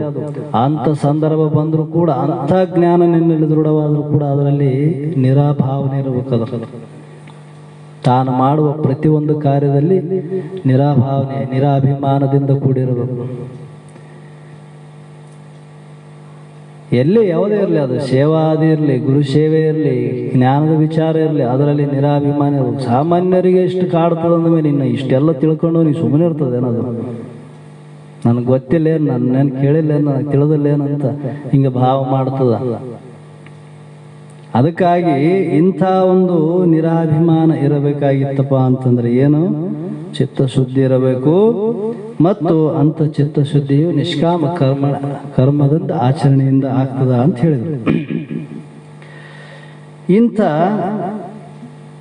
ನಿಷ್ಕಾಮ ಕರ್ಮ ಮತ್ತು ಸಕಾಮ ಕರ್ಮಗಳ ಫಲಗಳು ಬೇರ್ಪಡಿಸಿ ತೋರಿಸುತ್ತಾರೆ. ನಿಷ್ಕಾಮ ಕರ್ಮಕ್ಕೆ ಏನು ಫಲ ಅದ, ಸಕಾಮ ಕರ್ಮಕ್ಕೆ ಏನು ಫಲ ಅದ? ನಾವು ಅನೇಕ ಆಸಕ್ತಿಗಳನ್ನಿಟ್ಟು ಕರ್ಮ ಮಾಡ್ತೀವಿ, ಅದರಿಂದ ಏನು ಫಲ ಅದ ಅಂತಂದ್ರೆ, ಯುಕ್ತಂ ಕರ್ಮ ಫಲಂ ತ್ಯಕ್ತ ಶಾಂತಿ ಆಪ್ನೋತಿ ನೈಷ್ಠ ಕಿಂ ಅಯುಕ್ತಂ ಕಾಮಕಾರೇಣ ಫಲೇ ಸಕ್ತೋ ನಿಬದ್ಧತೆ. ಯೋಗಯುಕ್ತನೆಂದು ಹೇಳಿಸಿಕೊಳ್ಳುವ ನಿಷ್ಕಾಮ ಕರ್ಮಿ ಯೋಗಿಯು ಕರ್ಮಗಳು ಫಲವನ್ನು ಬಿಟ್ಟು ಚಿತ್ತಶುದ್ಧಿಯಿಂದ ಆತ್ಮನಿಷ್ಠ ರೂಪದಿಂದ ಶಾಶ್ವತವಾದ ಶಾಂತಿಯನ್ನು ಪಡೆದುಕೊಳ್ಳುತ್ತಾನೆ. ಯೋಗಿ ಅಂದ್ರೆ ಯೋಗಿ ಅಂದ್ರೆ ನಾವು ಯೋಗಿ ಅಂದ ತಕ್ಷಣ ಆ ಕಡೆ ಹೋಗ್ಬಿಡ್ತು. ಬಟ್ಟೆ ಹಾಕಿದವರು, ಗಡ್ಡ ಬಿಟ್ಟವರು, ಗುಡ್ಡ ಸೇರಿದವರು ಅಂದ್ರೆ ಅವ್ರು ಅಲ್ಲ ಅಂತ ಹೇಳಂಗಿಲ್ಲ. ಅದ್ರಾಗೂ ಇರ್ಬೋದು, ಅಂಥವ್ರು ಇದ್ದಾರೆ ಜಗತ್ತಿನಾಗ. ಮತ್ತೆ ಬಟ್ಟೆ ಹಾಕ್ಲಾರ್ದವ್ರು ಇಲ್ಲ, ಅದ್ರಾಗೂ ಇದ್ದಾರೆ. ಯಾರಿಗೆ ಯೋಗಿ ಅಂದ್ರೆ ನಿಷ್ಕಾಮ ಕರ್ಮದಿಂದ ಅದರಲ್ಲಿ ಫಲಾಸಕ್ತಿಯನ್ನು ಬಿಟ್ಟು ತಾನು ಕ್ರಿಯೆಯಲ್ಲಿ ಇದ್ರೂ ಕೂಡ ಅದರಲ್ಲಿ ಯಾವುದೇ ಅಪೇಕ್ಷೆ ಇಲ್ಲ. ಸಿದ್ಧಾರೂಢರು ಇಡೀ ಭರತ ಖಂಡವನ್ನು ಸಂಚಾರ ಮಾಡಿದರು. ಅವರು ಎಲ್ಲ ಸ್ಥಾನಗಳಲ್ಲಿ, ಎಲ್ಲ ದೇವಸ್ಥಾನಗಳಲ್ಲಿ, ಎಲ್ಲೆಲ್ಲ ಅಂತ್ಯಂತ ಕ್ಷೇತ್ರಗಳು ಎಲ್ಲ ಕಡೆ ಸಂಚಾರ ಮಾಡಿಕೊಂಡು ಬಂದರು. ಅವರು ತಾನು ಜ್ಞಾನ ಆಗಿತ್ತು, ಸುಮ್ಮನೆ ಎಲ್ಲೇನೋ ಒಂದ್ಸರಿ ಕುಂದ್ರಬೇಕಾಗಿತ್ತು. ಯಾಕೆ ಮಾಡಿದಪ್ಪ? ತಾನು ಪರಮಜ್ಞಾನಿ ಇದ್ದಲ್ಲ, ಗುರುಗಳಿಂದ ಜ್ಞಾನ ಪಡೆದದ್ದು, ಮತ್ತೆ ಯಾಕೆ ಬೇಕಾಗಿತ್ತು ಅತ್ತಗೆ? ತಾನೇ ಮುಕ್ತ ಸ್ವರೂಪ ಅಂತ ಗೊತ್ತಾದ್ಮೇಲೆ ಯಾಕೆ ಬೇಕಾಗಿತ್ತು? ಹೌದಪ್ಪ, ನಾ ತಿಳಿದು ಇನ್ನ 4 ಮಂದಿ ತಿಳಿಲಿ. ಎಲ್ಲಿರ್ತಾರೆ ಪುಣ್ಯಾತ್ಮರು? ಅಂಥವರಿಗಾಗಿ ತಾನು ಸಂಚಾರ ಮಾಡಿ ತನಗೆ ಎಷ್ಟೋ ಕಷ್ಟ ನಷ್ಟ ಅನುಭವಿಸ್ಬೇಕಾಯ್ತು. ಶರೀರಾದಿ ದುಃಖಗಳು, ಮಾನಾಪಮಾನಗಳು, ರೋಗಾದಿ ಬಾಧೆಗಳು ಸಾಮಾನ್ಯ ಆಗ್ತಾವ. ಅಂಥವ್ರು ಎಷ್ಟೋ ಉಪವಾಸದಿಂದ ಸಂಚಾರ ಮಾಡ್ಯಾರ. 8 ದಿವಸ ಅನ್ನ ನೀರೆಲ್ಲ ತಿರುಗಾಡ್ಯಾರ. ಅವ್ರಿಗೆ ಕಷ್ಟ ಆಗಿಲ್ಲ ಅಂತಲ್ಲ, ಶರೀರದಿಂದ ಆಗ್ತಾವ. ಅಂಥವರಿಗೆ ಪ್ರಶ್ನೆ ಮಾಡಿದ್ರು ಕೆಲವರು. ಸಿದ್ಧಾರೂಢರು ಈ ಛತ್ತೀಸ್ಗಢಲಿಂದ ಬರಕಲ್ಕ ದಾರ್ಯಾಗ ಒಬ್ಬನು ಕೇಳಿದಂತ, ಏನೋ ಮತ್ತೆ ಯೋಗಿ, ಮತ್ತೆ ಒಬ್ಬ ಯೋಗಿಗಳಿದ್ರು. ಅವಾಗ ಸಿದ್ಧಾರೂಢರನ್ನು ಒಬ್ಬ ಕೇಳಿದ. ಅವ್ರು ಯಾಕಂದ್ರೆ ಅವ್ರು ಏನು ತಿಳ್ಕೊಂಡಿರ್ತಾರ ಅದನ್ನೇ ಹೇಳ್ತಾರೆ ನೋಡು. ಅವ ಎಲ್ಲ ನಂಗ ಸಾಧು ಇದ್ದ. ಅವನು ಸಿದ್ಧಾರೂಢನ ಹೋಗಿ ಕೇಳಿದಂತ, ಏನೋ ನೀನು ಇದಿಷ್ಟು ಕೋಪಿನ್ಯಾಗ ಕಟ್ಕೊಂಡಿದ್ದಿ, ಬಟ್ಟೆ ಇಟ್ಕೊಂಡವನಿಗೆ ಎಂದಿದ್ದಿ ಸಂಸಾರ ದುಃಖ ಬಿಡಂಗಿಲ್ಲ, ಇದಿಷ್ಟು ಯಾಕೆ ಕಟ್ಕೊಂಡಿದ್ದಿ? ಬಿಡು, ನಮ್ಮಂಗೆ ಬರೆ ಬತ್ತಲು ತಿರುಗಾಡಂತ. ಅವ್ರು ಪರಮಜ್ಞಾನಿಗಳು, ಇಂಥವ್ರು ಎಲ್ಲ ನೋಡೇ ಇರ್ತಾರೆ. ಸಿದ್ಧಾರೂಢರು ಅವಾಗ ಅಂದ್ರಂತ, ಸರಿ ಬಿಡಪ್ಪ ಇರಲಿ, ಈಗ ಅದು ಇರಲಿ, ಬಟ್ಟೆ ಬಿರು ಒಂದು ಕಡೆ. ಈಗ ನಿನಗೆ ಚಳಿ ಮಳೆ ಬಿಸಿಲು ಗಾಳಿ ಆತದಿಲ್ಲ ಅಂತ ಆತದ, ಮತ್ತೆ ಅದರಿಂದ ದುಃಖ ಆತವಿಲ್ಲ ಶರೀರಕ್ಕೆ? ಆತವ. ಬಿಸಿಲು ಬಿದ್ದಾಗ ಬಿಸಿಲಿನ ತಾಪ ಆಗ್ತದ, ಚಳಿ ಭಾಳ ಆದಾಗ ಶರೀರದ ಚಳಿದ ತಾಪ ಆಗ್ತದ, ಮಳೆದ ತಾಪ ಆಗ್ತದ. ಮತ್ತು ಇದನ್ನು ಹೆಂಗೆ ಸಹನೆ ಹೆಂಗೆ ಮಾಡ್ತಾನೆ? ಮನೋನಿಗ್ರಹದಿಂದ ನಾನು ಸಹನೆ ಮಾಡ್ತಾನೆ ಅಂದ್ರೆ ನೀನು ಹಾಕಿದ ಮನೋನಿಗ್ರಹನೇ ಸಾಧನ ಆಯ್ತೆ ಹೊರತು ನೀನು ತೊಟ್ಟು ಬಟ್ಟೆ ಸಾಧನ ಅಲ್ಲ ಅನ್ನಂತ. ಅವಾಗ ಅವನಂತ ದಿವಾನ್ ದಿಲ್ ಕುಶಾನ್, ನಾನು ಹುಚ್ಚಂತ ಮಾಡಿದ್ದೆ, ನಿನ್ನಂತ ಪರಮಜ್ಞಾನಿ ಯಾರಿಲ್ಲ ಹೋಗಲ್ಲ, ನೀನು ಪರಮಜ್ಞಾನಿ ಇದ್ದೆ. ನಾವೆಲ್ಲಿಗೆ ದೃಷ್ಟಿ ಇಟ್ಟಿರ್ತೀವಿ? ಅವ್ರು ಹಾಕಿದ ಬಟ್ಟೆ, ಅವ್ರು ತೊಟ್ಟಂಥ ಬಟ್ಟೆಗಳು, ಅವ್ರು ಬಿಟ್ಟಂಥ ವಸ್ತುಗಳ ಮೇಲೆ ನಮ್ಮ ದೃಷ್ಟಿ ಇರ್ತದೆ. ಆದ್ರೆ ಜ್ಞಾನಿಗಳ ದೃಷ್ಟಿ ಅಲ್ಲಿರಂಗಿಲ್ಲ. ಜ್ಞಾನಿಗಳು ಅವ್ರ ದೃಷ್ಟಿ ಇಡಂಗಿಲ್ಲ. ಅವ್ರು ಹೆಂಗಿದ್ರೆ ಅವ್ರು ಏನು ತಿಳಿದಾರ ಹೆಂಗೆ ಐದಾರಂತ ಅದನ್ನ ನೋಡ್ತಾರೆ ಹೊರತು ಬೇರೆ ವಿಚಾರ ಮಾಡಂಗಿಲ್ಲ. ಅಂದ್ರೆ ಅವ್ರೇನು ಸಿದ್ಧಾರೂಢರು ನಾ ಹಾಕಿದ ಬಟ್ಟೆ ಹಾಕ್ಕೊಂಡಂಗೆ ಇರಬೇಕು, ಇಂಥ ಬಟ್ಟೆನೇ ಹಾಕ್ಬೇಕಂತ ಎಲ್ಲಿ ಹೇಳಿಲ್ಲ ಅವರು. ನೀವು ಎಲ್ಲೇನೇ ಇರಲಿ, ಅದಕ್ಕೆ ಇಲ್ಲಿ ಯೋಗಿ ಅಂತ ಯಾಕೆ ಕರೆದ್ರು ಅಂದ್ರೆ ನಾವಿಲ್ಲಿ ಸಂಸಾರಿಸ್ತರು. ಮತ್ತೆ ಇದ್ರಾಗ ಯಾರು ಇದ್ರು ಯೋಗಿಗಳು? ಎಷ್ಟು ಮಂದಿ ಯಾರಪ್ಪ? ಸಂಸಾರಿಸ್ತರಿಗೆ ಯೋಗಿ ಅಂದಾನ. ಯಾರಿಗೆ? ಇಂಥ ಜ್ಞಾನವನ್ನು ಪಡಿಬೇಕ ಹಂಬಲವುಳ್ಳವರು, ಯಾವಾಗಲೂ ನಿಷ್ಕಾಮ ಭಾವದಿಂದ ನಿರಾಭಿಮಾನತ್ವದಿಂದ ತಮ್ಮ ಕ್ರಿಯೆಯಲ್ಲಿ ತತ್ಪರರಾಗಿದ್ರು ಕೂಡ ಅವರು ಯೋಗಿಗಳು ಅಂತಾನ. ಅವರು ಯೋಗಿಗಳು. ಅವರೇನು ಅಲ್ಲೇ ಇರಬೇಕು ಇಲ್ಲೇ ಇರಬೇಕಂತ ಏನು ನೇಮ ಇಲ್ಲ. ಅಂದರೆ ಫಲದ ಆಶೆಯಿಂದ ಕರ್ಮ ಮಾಡುವವನು ಆಶೆಯಿಂದ ಪ್ರೇರಿತನಾಗಿ ಬದ್ಧನಾಗುತ್ತಾನೆ. ನಮಗೆ ಯಾಕೆ ಬದ್ಧತ್ವ ಬಂದದಂದ್ರೆ ಆಶೆ. ನಾವು ಸಣ್ಣವ್ರು ಯಾಕಾಗಿ ಆಶೆ ಮಾಡಿ ಸಣ್ಣವರಾಗಿವಿ. ಆಶೆ ಅಂದ್ರೆ ಏನು? ಎಷ್ಟು ಸಿಕ್ಕದ ಅದಕ್ಕಿಂತ ಹೆಚ್ಚಿಂದ ನನಗಿರಲಿ ಎಂಬ ಬುದ್ಧಿ ಏನು ಆಶೆ. ದೊರೆತದ್ರಲ್ಲಿ ಸುಖ ಉಣ್ಣೋದು ಆಶೆ ಅಲ್ಲ. ಏನು ಭಗವಂತ ನಿನ್ನ ಪ್ರಾರಬ್ಧದಿಂದ ಇವತ್ತೊಬ್ಬ ರಾಜಭೋಗ ಕೊಟ್ಟರು ಅನುಭವ ಮಾಡಿ ಯಾರು ಬೇಡಂತಾರ. ಆದರೆ ಅದಕ್ಕಿಂತ ಹೆಚ್ಚಿಂದ ನನಗಿರಬೇಕಂತ ನಾವು ಭೋಗ ಮಾಡ್ತೀವಲ್ಲ, ಅದು ನೋಡು ಆಶೆ. ಎಲ್ಲ ನನಗೆ ಇರಬೇಕು, ನಂದೇ ಇರಬೇಕು, ಇದ್ರಾಗ ಯಾರು ತಗೋಬಾರ್ದು ಅಂಬೋದೊಂದು ಬುದ್ಧಿ ಐತಿ. ಈ ಬುದ್ಧಿ ಇತ್ತಂದ್ರೆ ಅದೇನಾಗ್ತದೆ ನಿನಗೆ? ಆಶೆ ಇನ್ನ ಅನೇಕ ಇದು ಬಿಡಿಸ್ತದ, ಇನ್ನೊಂದಕ್ಕೆ ಹೋಗಿ ಹಸ್ತದ, ಅದು ಬಿಡಿಸೋಣ ಇನ್ನೊಂದಕ್ಕೆ ಹೋಗಿ ಹಸ್ತದ. ಎಲ್ಲಿ ಏನು ಸಿಗುತ್ತದೆ ಅಂದ್ರೆ ಅದ್ರಾಗ ಹೋಗಿ ಕರ್ಕೊಂಡು ಹೋಗಿಬಿಡ್ತದೆ. ಒಂದೇ ಕಡೆ ನಿಂದ್ರಕ್ಕೆ ಬಿಡಂಗಿಲ್ಲ. ವೃತ್ತಿ ಬದಲಾವಣೆ ಮಾಡ್ತಾ ಇರ್ತಾರೆ. ಹೀಗೆ ಬಂಧಕ್ಕೆ ಕಾರಣವು ಆಶೆಯಂತಲೂ ಮೋಕ್ಷಕ್ಕೆ ಕಾರಣವು ಆಶಾರಹಿತವೆಂತಲೂ. ಆಶಾಹಿ ಪರ ದುಃಖಂ, ನಿರಾಶೆಹಿ ಪರಮ ಸುಖಂ. ಏನು ಪ್ರಾರಬ್ಧದಿಂದ ನಿನಗೆ ಬಂದದ, ನೀನು ದುಡಿದ ಪ್ರಾಮಾಣಿಕತೆಯಿಂದ ನಿನಗೇನು ಪ್ರಾಪ್ತಿ ಆಗಬೇಕಾದ ಅದರಲ್ಲಿ ನೀನು ಪಡೆಯೋದು ಆಶೆ ಅಲ್ಲ. ಅದಕ್ಕಿಂತ ಹೆಚ್ಚಿಂದ ನಾನು ಬರ್ಬೇಕಂತ ಓದ್ತೀವಿ ನೋಡು, ಅದು ಆಶೆ. ಇನ್ನೊಬ್ರದ್ದು ನನಗೆ ಬರ್ಬೇಕಂತ ಓದ್ತೀವಿ ನೋಡು, ಇದು ಆಶೆ. ಇದೇನು ಮಾಡ್ತದಂದ್ರೆ ನೀನು ಸಣ್ಣವನಾಗಿ ಮಾಡ್ತದಂದ್ರೆ ಅವರು ಜಗತ್ತಿನಲ್ಲಿ ಬಹಳ ಸಣ್ಣತನಕ್ಕೆ ಕರ್ಕೊಂಡು ಹೋಗ್ತದೆ. ಅದು ಒಬ್ಬ ಶಿಷ್ಯ ಗುರುಗಳಲ್ಲಿ ದಿವಸ ಹೋಗಲ್ಕ ಒಂದು ದಾರ್ಯಾಗ ₹1 ಬಿದ್ದಿತ್ತು, ₹1 ಸಿಕ್ತಂತ. ಮತ್ತೆ ಅವ್ರೇನು ಸನ್ಯಾಸಿಗಳು ಎಂದು ಏನು ಯಾರು ತಗೊಳ್ಳೋರ್ದು ಅದು ಬಿಡೋರಲ್ಲ, ಅವ್ರಿಗೇನು ಅದ್ರದ್ದು ಅಪೇಕ್ಷೆ ಇರಂಗಿಲ್ಲ. ಅವಾಗ ಅದನ್ನ ತಗೊಂಡಿಗೆ ಜೋಬಿಗೆ ಇಟ್ಕೊಂಡಂತ. ಅವತ್ತು ಇಟ್ಕೊಂಡ ಒಂದು ದಿವಸ ಇಟ್ಕೊಂಡಂದ್ರೆ ಭಾಳ ಚಂಚಲ ಆಗಿಬಿಡ್ತೇವೆ ಅವನಿಗೆ ಮನಸ್ಸು. ಏನು ಮಾಡ್ಬೇಕಪ್ಪ ಇದು ಭಾಳ ಕಾಡಕತ್ತಿಲ್ಲ ಅಂತಂದು ಹೋಗಿ ಗುರುಗಳಿಗೆ ಹೇಳಿದಂತೆ, ಅಪ್ಪ ನನಗೆ ಹಂಗೆ ದಾರ್ಯಾಗ ಬರಕಲ್ಕ ₹1 ಸಿಕ್ತು, ಇರ್ಲು ಕೂಡ ಅಂತ ಜೋಬಿಗೆ ಇಟ್ಕೊಂಡು ನಾನು ರಾತ್ರಿ ಎಲ್ಲ ನಿದ್ದೆ ಬಂದಿಲ್ಲ ಅಂತ. ಅವಾಗ ಅವ್ರು ಅಂದ್ರಂತ, ಮತ್ತೆ ಇದನ್ನು ಎಲ್ಲಿ ಕೊಡ್ಲಿ ಎಲ್ಲಿ ಇಡ್ಲಿ ಅಂತಂದಾಗ, ಯಾವನಿಗೆ ಇದಿಲ್ಲ ಅಂತ ತಿಳ್ಕೊಂಡ ಅವನಿಗೆ ಹೋಗಿ ಕೊಡ ಅಂತ. ಯಾವನಿಗೆ ಇದಿಲ್ಲ ಅಂತ ತಿಳ್ಕೊಂಡ ಅವನಿಗೆ ಹೋಗಿ ಕೊಡಪ್ಪ, ಬೇಕಂತ ಅವನಿಗೆ ಕೊಡ. ಯಾರಿಗೆ ಕೊಡ್ಬೇಕಂತ ದಾರ್ಯಾಗ ಹಿಡ್ಕೊಂಡು ಬರಕತ್ತಿದ್ದ. ಅವಾಗ ಒಂದು ಟೈಮ್ನಾಗ ಒಬ್ಬ ರಾಜ ಮೆರವಣಿಗೆ ಮಾಡ್ಕೊಂಡು ಬರಕತ್ತಿದ್ದ. ರಾಜನ ಆನೆ ಮೇಲೆ ಕುಂದ್ರಿಸಾಡ. ಅವಾಗ ಅವನು ಬಂದು ಕೇಳಿದಂತೆ, ಇಲ್ಲಿ ಏನು ನಡೆದದ್ರಿ ಅಂತ. ಶಿಷ್ಯ ಏನಿಲ್ಲ, ಅಲ್ಲಿ ಬರ್ತಾನಲ್ಲ ರಾಜ, ಇಲ್ಲಿಗೆ 10 ರಾಜ್ಯವನ್ನು ಗೆದ್ದನ, 10 ರಾಜ್ಯದಿಂದ ಕಪ್ಪು ಕಾಣಿಕೆಯನ್ನು ಪಡೆದಾನ. ಈಗ 11ನೇ ರಾಜ್ಯಕ್ಕೆ ಹೋಗಿ ಅವ್ರನ್ನ ಸೋಲಿಸಿ ಇನ್ನೊಂದು ರಾಜ್ಯ ಪಡಿಬೇಕಂತ ಹೊಂಟನ್ ನೋಡು, ಅವನೇ ಬರಕೈತಾನ ಅಂದ. ಚಲೋ ಬಂದನ್ ಬಿಡು ಅಂತಂದು ಅವ್ನು ಗಿಡದ ಮೇಲೆ ಇರ್ಕೊಂತಂತ ಶಿಷ್ಯ. ಯಾವಾಗ ಅವನ ಆನೆ ಕೆಳಗೆ ಬಂತು, ಅವಾಗ ಬರೋಣ ಅವ್ನು ತೊಡೆ ಮೇಲೆ ಬಿಸಾಕಿದಂಥದ್ದು ₹1.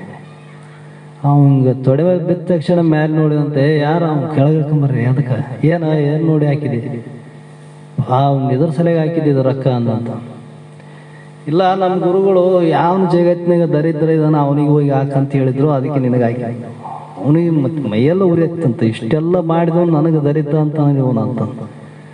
ಅವಾಗ ಕೇಳಿದಂತ, ಯಾಕಂದ್ರೆ ರಾಜನು ವಿಚಾರ ಮಾಡಿದ, ನೀನು ಹೆಂಗಂದೆ, ನೀನು ಈ ಮಾತು ಹೆಂಗೆ ಹೇಳ್ತೀನಿ, ಯಾಕೆ ಹೇಳ್ತಾನಂದ್ರೆ ಇಲ್ಲಿವರೆಗೆ 11 ರಾಜ್ಯ 10 ರಾಜ್ಯ ಗೆದ್ದಿದ್ದೆ, ಅವ್ರನ್ನ ಸೋಲಿಸಿದ್ದೆ, ಅವರಿಂದ ಕಪ್ಪು ಕಾಣಿಕೆ ಕೊಡೋದು, ಇನ್ನೂ ಒಂದು ರಾಜ್ಯವನ್ನ ಮೇಲೆ ಯುದ್ಧ ಸಾರ್ಬೇಕಂತ ಹೊಂಟಿದ್ದೆ ಅಂದ್ರೆ ನೀ ಭಿಕ್ಷಕ್ಕಿದ್ದೆ, ಅದಕ್ಕೆ ನಿನಗೆ ಕೊಡೋದು ಯೋಗ್ಯ ಅಂತ ತಿಳ್ಕೊಂಡು ಕೊಟ್ಟಿ ನಾನು. ಅವಾಗ ಅವನು ಅಲ್ಲಿ ನಮಸ್ಕಾರ ಮಾಡಿ ವಾಪಸ್ ಹೋದಂತ ರಾಜ. ಅದ್ರಂಗ ಪ್ರಾರಬ್ಧದಿಂದ ನಿನಗೇನು ಬರ್ತದಂದ್ರೆ ಬರಲಿ, ಅದೇನು ಬೇಡಂತಿಲ್ಲ. ಯಾಕಂದ್ರೆ ಪೂರ್ವ ಜನ್ಮದ ಪುಣ್ಯದ ಫಲದಿಂದ ಇವತ್ತು ಅದು ನಮಗೆ ಸಿಗ್ತದೆ. ನಾನು ಬಯಸಿದಂಗೆ ಸಿಗ್ತದೆ ಜಗತ್ತಿನಾಗ. ನಾನೇನು ಬೇಕಾದಷ್ಟು ಶ್ರೀಮಂತ ಆಗ್ಬೇಕಂತೀನಿ, ಹಾಗೆ ನಾವು ಏನೇ ಪ್ರಯತ್ನ ಮಾಡಿದ್ರೆ ಆಗಂಗಿಲ್ಲ. ಆದರೆ ಭಗವಂತದ ಪ್ರಾರಬ್ಧದಲ್ಲಿ ನಿನ್ನ ಇತ್ತು ಅಂತಂದ್ರೆ ನೀವು ಅಲ್ಲೇ ಅಂದ್ರೆ ನಿನ್ನ ಮನೆಗೆ ಬಂದು ಕೊಡ್ತಾರೆ. ನಾವು ಅಲ್ಲಪ್ಪ ಅಂತಂದ್ರೂ ಅದು ನನ್ನ ಮನೆಗೆ ಬಂದು ನಿಂದಿರ್ತದೆ. ಯಾಕಂದ್ರೆ ಅದು ಪ್ರಾರಬ್ಧದ ಅಂಥದ್ದನ್ನು ನೀನು ಪಡೆಯೋದು ಭೋಗಿಸೋದು ಅದು ಆಸೆ ಅಲ್ಲ. ಆದ್ರೆ ತನಗೆ ಇಲ್ಲದನ್ನು ತಾನು ಪಡಿಬೇಕು, ಇನ್ನೊಬ್ಬನ ತಗೋಬೇಕಂತ ಹೊಂಟಿವಲ್ಲ, ಅದು ನೋಡಿ ಆಸೆ. ಈ ಆಸೆಯೇ ದುಃಖಕ್ಕೆ ಮೂಲ ಅನ್ನುವಂಥ ಮಾತನ್ನು ಹೇಳ್ತಾರೆ. ಈಗ ಸಮಯ ಆಗ್ಯದ. ಮಂಗಲ.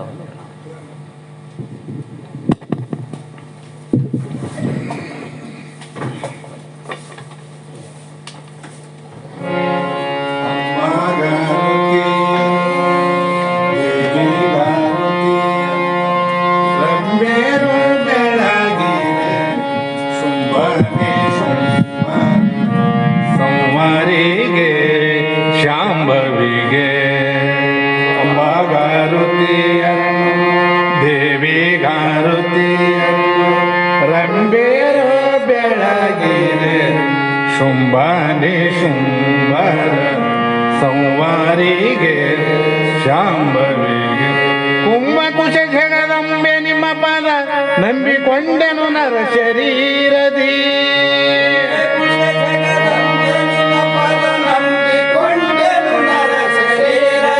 ಕುಂಭಕುಶ ಜಗದಂಬೆ ನಿಮ್ಮ ಪದ ನಂಬಿಕೊಂಡೆನು ನರ ಶರೀರದಿ. ಅಂಬುಕೇಶನ ರಾಣಿ ಶರಣರ ಅಂಬುಕೇಶನ ರಾಣಿ ಶರಣರ ಬಿಂಬದೊಳು ನಲಿದಾಡು ಜನನಿ.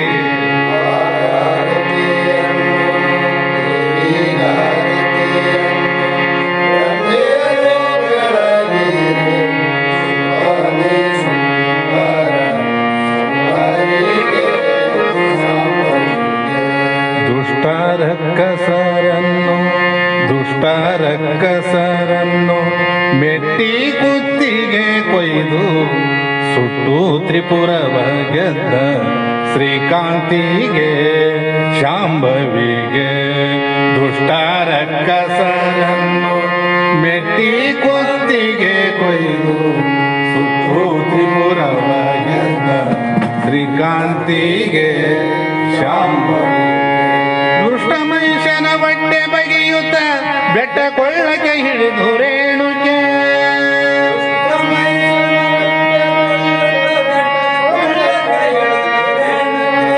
ಸೃಷ್ಟಿಯೊಳು ಪಟ್ಟದ ಬ್ರಹ್ಮನ ಶಿರವ ತೆಗಿಸಿದ ಪರಮ ಪಾರ್ವತಿಗೆ.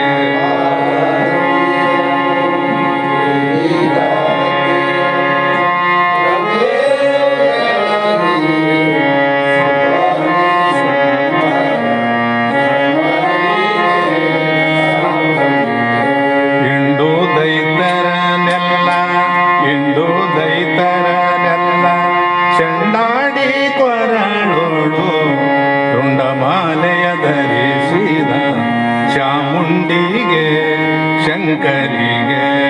ಮಂಡಲದಿ ಮೆರೆವಂತ ಬಂಡರ ತುಂಡು ಮಾಡಿದ ಕಂಡ ದೇವತೆ.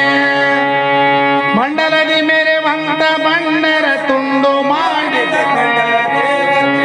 ಪುಂಡಳಿಸಿ ಸುನಾಳದೀಶನ ಕಂಡೆ ನಿಮ್ಮಯ ಪಾದ ನೇತ್ರದಿ. ಅಂಬಾಗಾರುತಿಯನ್ನು ದೇವಿಗಾರುತಿಯನ್ನು ರಂಬೇರೋ ಬೆಳಗಿರೆ ಶುಂಭನೆ ಶುಂಭರ ಶುಂಭನೆ ಶುಂಭರ ಶುಂಭನೆ ಶುಂಭರ ಸಂವಾರಿಗೆ. ಶ್ರೀಮದ್ ಜಗದ್ಗುರು ಸಿದ್ಧಾರೂಢ ಸ್ವಾಮಿ ಮಹಾರಾಜ್ ಕಿ, ಶ್ರೀ ಸದ್ಗುರು ಶಿವಪುತ್ರ ಸ್ವಾಮಿ ಮಹಾರಾಜ್ ಕಿ.